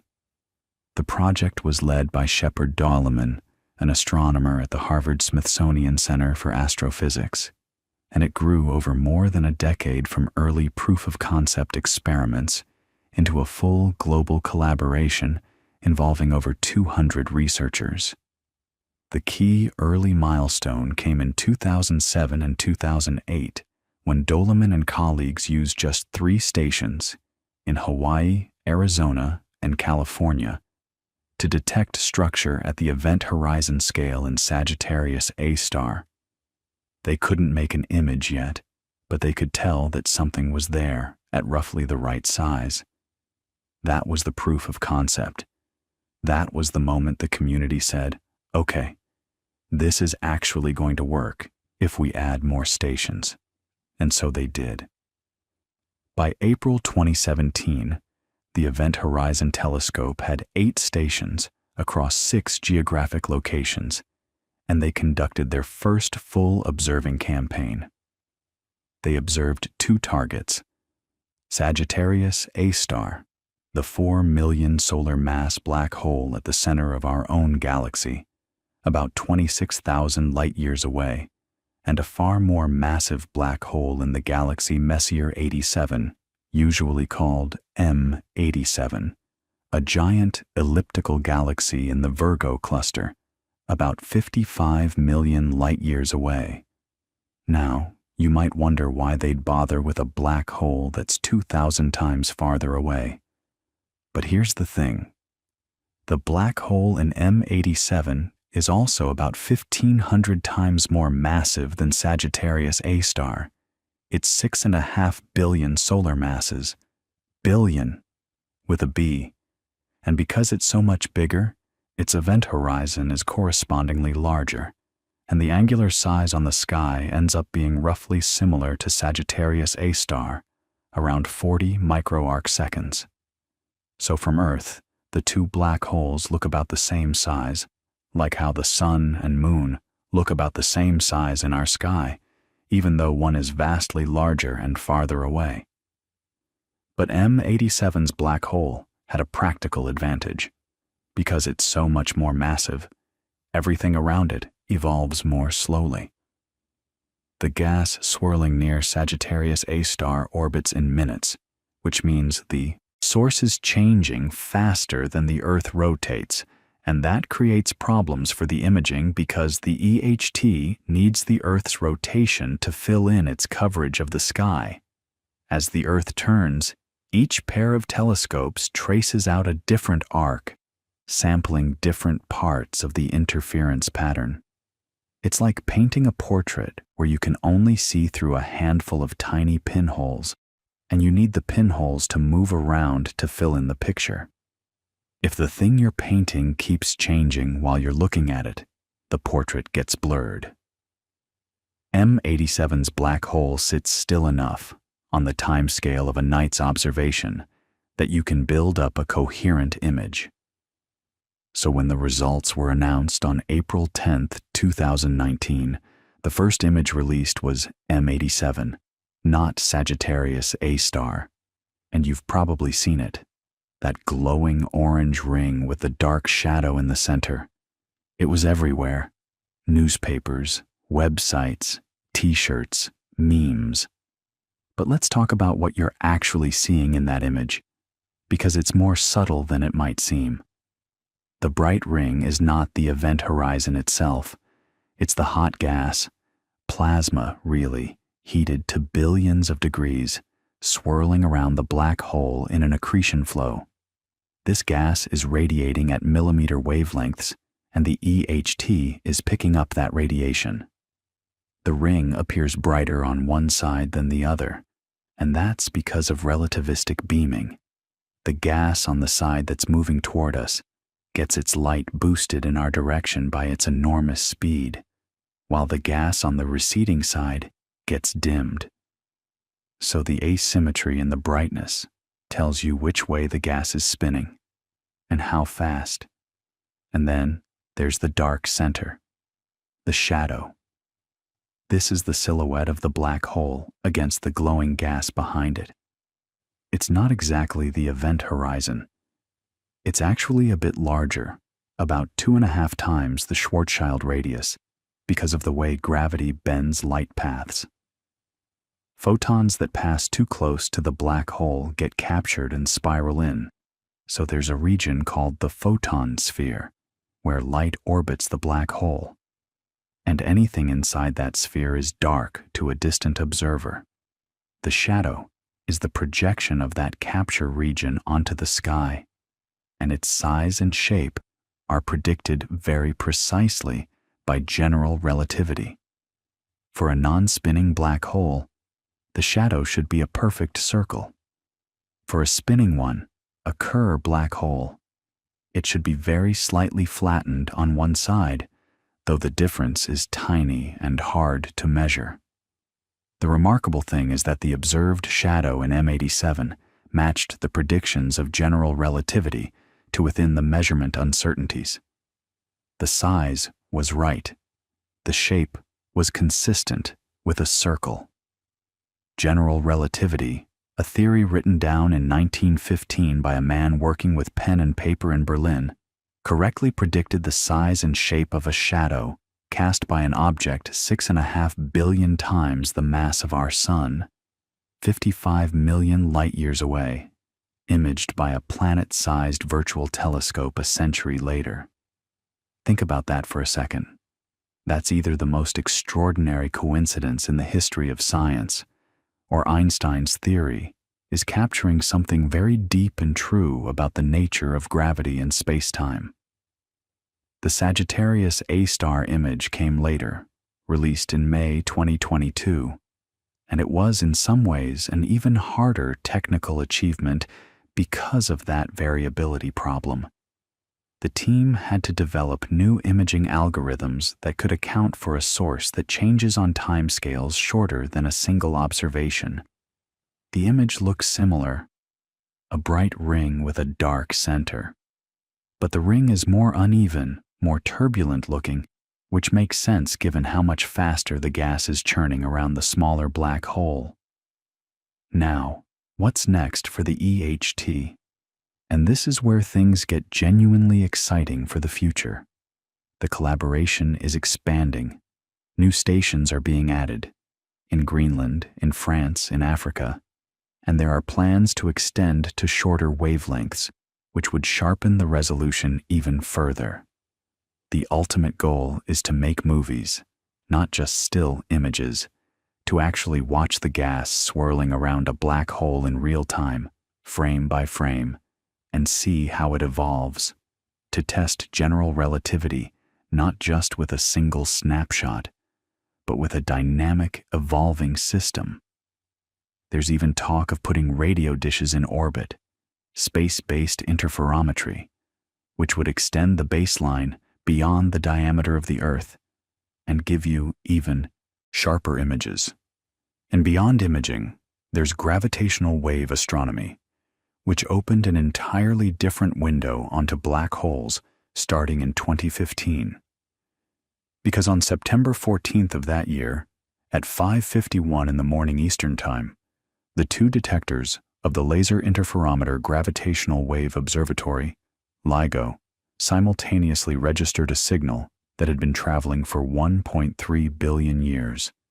It was a chirp, a rising tone that swept upward in frequency over about 0.2 of a second. And it was the sound. Well, the gravitational equivalent of a sound, of two black holes spiraling into each other and merging into one.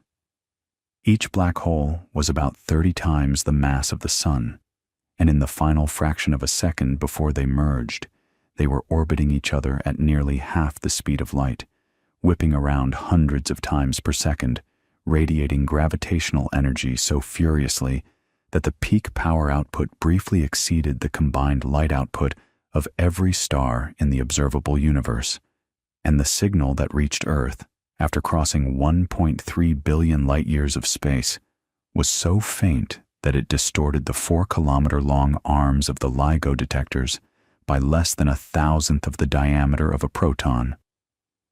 That's the kind of measurement precision we're talking about. This detection, announced in February 2016, was the first direct observation of gravitational waves, confirming another prediction Einstein made in 1916 and then spent years being uncertain about.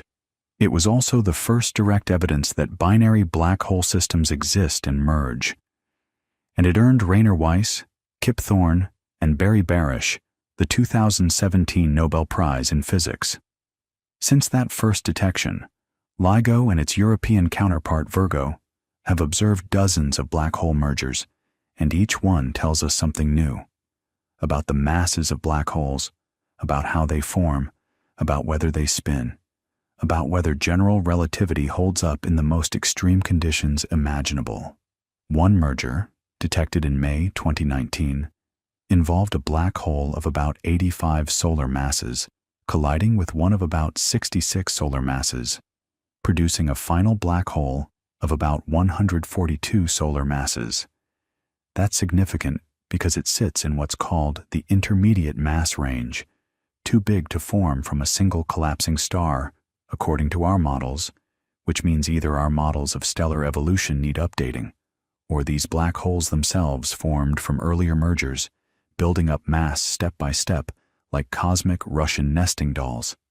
And that idea, black holes growing by merging with each other, connects to one of the biggest open questions in astrophysics, which is how supermassive black holes got so big in the first place.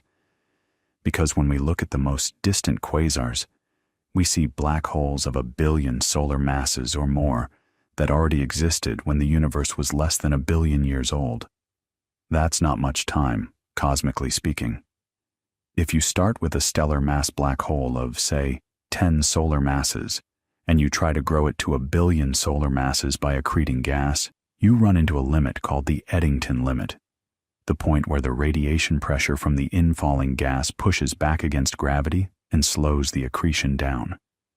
Even accreting at the maximum Eddington rate continuously, it's very hard to get to 1 billion solar masses in less than 1 billion years. So either these black holes started bigger, maybe from the direct collapse of enormous primordial gas clouds, skipping the star phase entirely, or they grew through mergers, or they somehow exceeded the Eddington limit for sustained periods, or some combination of all of these. The truth is, we don't know yet. It's one of those beautiful open problems where every proposed solution creates new questions, and the answers probably involve physics and astrophysics we haven't fully worked out. And speaking of things we haven't fully worked out, there's a connection here back to something we talked about earlier. The information paradox, the firewall debate, the question of what happens to information that falls into a black hole. Because gravitational wave observations of merging black holes are starting to give us precision tests of the near-horizon geometry. When two black holes merge, the final black hole rings like a bell. It vibrates in characteristic modes called quasi-normal modes, and the frequencies and decay times of those modes are predicted precisely by general relativity. If the actual horizon behaves differently from what Einstein's theory predicts, if there's some kind of quantum structure there, some firewall or fuzzball or whatever the theorists come up with, it might show up as deviations in those ring-down signals. So far, everything matches general relativity perfectly. But the measurements are getting more precise with every observing run, and future detectors like the space-based LISA mission, planned for launch in the mid-2030s, will be sensitive to mergers of supermassive black holes, where the signals are stronger and the ring-down modes can be measured with exquisite precision. So we're entering an era where the theoretical puzzles and the observational capabilities are finally starting to converge.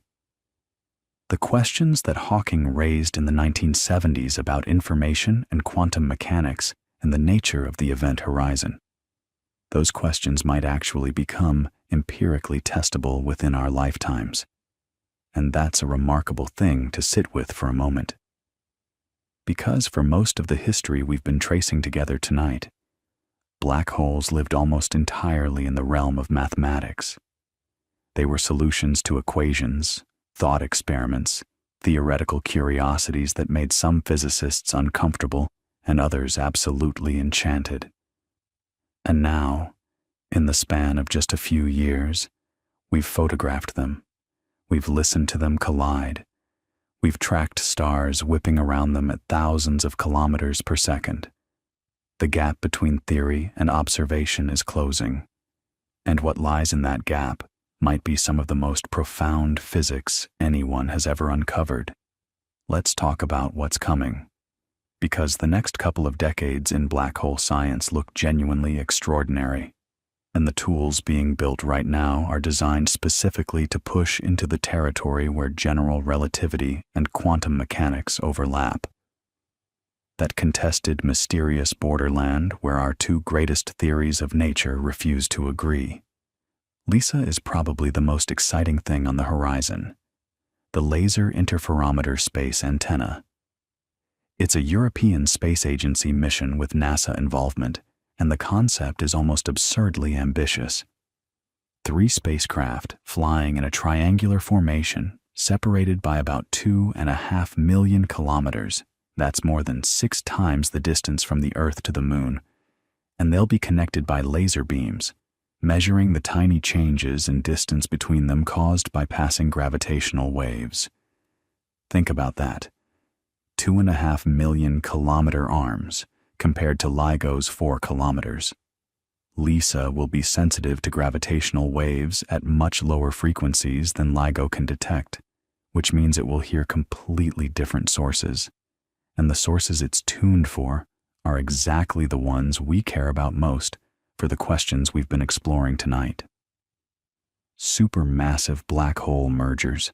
When 2 galaxies collide and their central black holes eventually spiral together and merge, that event produces gravitational waves at frequencies right in LISA's sweet spot. And these aren't subtle signals. A supermassive merger could be visible to LISA across most of the observable universe, with signal-to-noise ratios so high that the ring-down modes, those quasi-normal vibrations of the newly formed black hole, can be measured with extraordinary precision. We're talking about testing general relativity's predictions for the near-horizon geometry to a level that's orders of magnitude better than anything LIGO can achieve. If there are deviations, if the quantum structure of the horizon leaves any imprint at all on those ring-down frequencies, LISA has a real shot at seeing it. There's another class of source that LISA will be uniquely sensitive to, and it's one that gets theorists particularly excited. It's called an extreme mass ratio in spiral, or EMRI. Picture a small compact object, a stellar mass black hole, maybe 10 or 20 times the mass of the Sun, slowly spiraling into a supermassive black hole at the center of a galaxy. This isn't a violent collision between equals. It's more like a marble slowly spiraling down a drain. The small object orbits the supermassive one thousands and thousands of times before finally plunging in, and each orbit traces out the geometry of space-time near the big black hole with incredible fidelity. It's like running your fingers over a sculpture in the dark. You build up a detailed map of every curve and contour. The gravitational wave signal from an EMRI encodes the shape of space-time near the event horizon. And by matching that signal against theoretical predictions, you can test whether the object at the center really is the black hole that general relativity describes, or whether it's something else, something with quantum corrections, something with structure at the horizon, something that no one has predicted yet. And here's what's really beautiful about this: the information paradox, the firewall debate, the fuzzball proposal. All of these theoretical arguments ultimately come down to a question about what's happening right at the event horizon. Is it really the featureless boundary that classical general relativity describes, where nothing special happens as you cross it? Or is there something there? Some kind of quantum structure, some barrier, some encoding surface? For decades, this was a question that only theorists could argue about, because no observation could probe the horizon closely enough to tell the difference. EMR is change that. They're horizon mappers, and LISA will detect them. Now, LISA isn't the only next-generation instrument that matters here. The Event Horizon Telescope is evolving too. There's a project called the Next Generation EHT, or NGEHT, which aims to roughly double the number of dishes in the array and add stations at new locations around the globe, filling in gaps in the coverage and pushing to higher observing frequencies. The goal is to go from the somewhat blurry images we have now, which are extraordinary, don't get me wrong, but which have limited resolution, to much sharper images, potentially even movies. Real-time movies of the hot gas swirling around a black hole.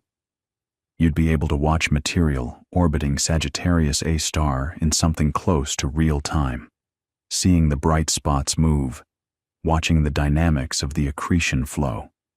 And because Sagittarius A star is relatively small as supermassive black holes go, only about 4 million solar masses, the orbital timescales are short enough that things change on the scale of minutes. So, a movie is genuinely feasible if you have enough telescopes with enough sensitivity observing simultaneously. Why does a movie matter? Because the dynamics of the gas near the horizon are sensitive to the space-time geometry. The way material moves, the way hot spots orbit and fade, the timing of flares, all of this is predicted by general relativity, and deviations from those predictions could signal new physics. It's another way of probing the same questions from a completely different angle, using light instead of gravitational waves.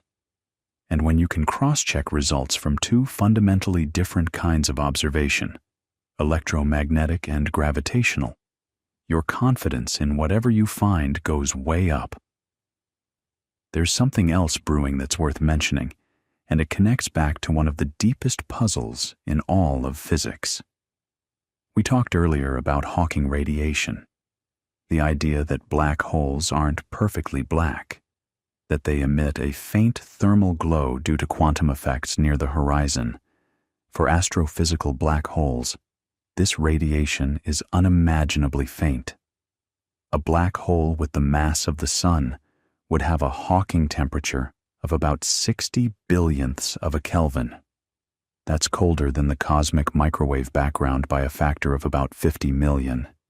You're never going to detect that directly, not with any technology we can imagine. But here's where things get creative. There's been a growing field of research into what are called analog black holes, systems in the laboratory that mimic the physics of an event horizon using completely different physical media. The most famous version uses flowing water or, more precisely, flowing sound. If you set up a fluid flow where the speed of the flow exceeds the speed of sound in the fluid, then sound waves in the supersonic region can't escape upstream. They're trapped, just like light is trapped inside a black hole's event horizon. The boundary where the flow speed equals the sound speed is an acoustic horizon, and it's mathematically analogous to a black hole horizon in many important ways. In 2019, Jeff Steinhauer at the Technion in Israel published results from an experiment using a Bose-Einstein condensate, an ultra-cold quantum fluid, that showed thermal radiation coming from an acoustic horizon with a temperature that matched the analog of Hawking's prediction. Now, this isn't the same as detecting Hawking radiation from a real black hole. The physics is analogous, not identical, but it's a remarkable confirmation that the basic mechanism Hawking identified, the way a horizon interacts with quantum vacuum fluctuations to produce thermal radiation, is real. It works. The mathematics that Hawking developed in 1974 describes something that actually happens in nature, or at least in carefully controlled laboratory analogs of nature. And that gives physicists considerably more confidence that real black holes really do radiate, really do slowly evaporate, and that the information paradox is a genuine problem that demands a genuine solution. So where does all of this leave us? Let's step back for a moment and think about the arc of the story we've been following tonight. It started with John Michell in 1783, a country parson with a gift for Newtonian physics, imagining a star so massive that light couldn't escape it. A dark star. An idea so far ahead of its time that it was essentially forgotten for over a century.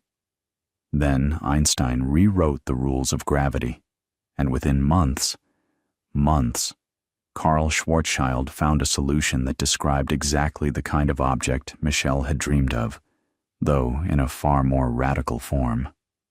Not just a star that traps light, but a region of space-time so warped that it disconnects from the rest of the universe, a point of no return, a singularity where the known laws of physics break down, and then decades of resistance. Eddington mocking Chandrasekhar, the physics community collectively deciding that nature surely wouldn't allow such absurdities.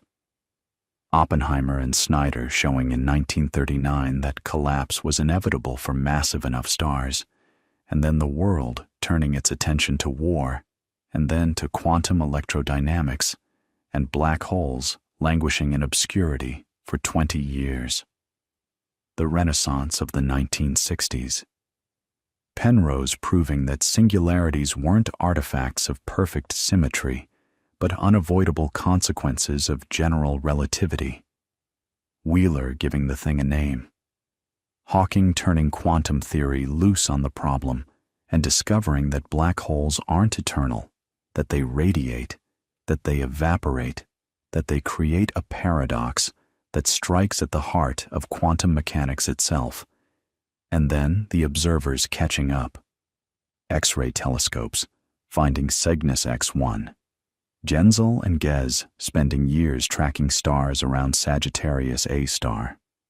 Doloman and the Event Horizon Telescope team turning the entire Earth into a camera and photographing the unseeable. Weiss, Thorne, and Barish and the LIGO collaboration hearing the universe ring with the sound of colliding black holes. Every generation added a layer. Every decade brought a new tool, a new idea, a new way of asking the question. And the remarkable thing, the thing that I find most beautiful about this whole story, is that we're not at the end. We're not even close to the end. The biggest questions are still open. What happens to information that falls into a black hole? We have promising ideas, the holographic principle, the page curve calculations, the island formula, but we don't have a definitive answer. What is the singularity really? Is it a genuine feature of nature, or is it a sign that general relativity is breaking down and needs to be replaced by a quantum theory of gravity that we haven't fully constructed yet? How did supermassive black holes form so quickly in the early universe? What is the correct quantum description of a black hole's interior? These aren't small questions. They're arguably the deepest questions in fundamental physics. And the fact that we're building instruments right now, LISA, the next generation EHT, better gravitational wave detectors on the ground, that might actually help answer them. That's extraordinary.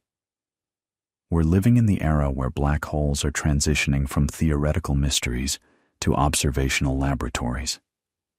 The universe has been running these experiments for billions of years. We're just now learning how to read the results. And maybe that's a good thought to drift off with. Because the story of black holes is really a story about human curiosity, about our stubborn insistence on understanding things that seem fundamentally beyond understanding. A country parson doing arithmetic about light and gravity. A soldier in the trenches of War I solving Einstein's equations by candlelight. A young Indian physicist on a steamship working out the fate of dying stars while the other passengers played shuffleboard. A wheelchair-bound theorist reimagining the quantum vacuum at the edge of oblivion. Thousands of engineers and scientists building instruments of almost absurd precision. Mirrors that can detect a change in length smaller than a proton. Telescope arrays spanning the diameter of the Earth. Atomic clocks synchronized to billionths of a second. All of it driven by the same impulse. The same quiet, persistent need to know. What's out there? How does it work? What happens at the edge? You don't need to hold on to any of the details. The numbers, the names, the dates. They'll be there tomorrow if you want them. What matters tonight is just the shape of the story. The way each generation picked up where the last one left off. The way the universe kept turning out to be stranger and more beautiful than anyone expected. The way the questions keep getting deeper and the tools keep getting better and the answers keep leading to more questions. That's how it works. That's how it's always worked. And somewhere right now, someone is lying awake, not unlike you, turning one of these questions over in their mind. Maybe they'll be the one who figures out the next piece. Maybe the answer is closer than anyone thinks. But that's a problem for tomorrow. For now, just let it all settle. The dark stars, the warped space-time, the ringing of colliding black holes echoing across 1 billion light years. It's all out there, happening right now, whether anyone is watching or not. The universe doesn't need an audience, but it's nice that it has one, and it's nice that you were here for this part of the story.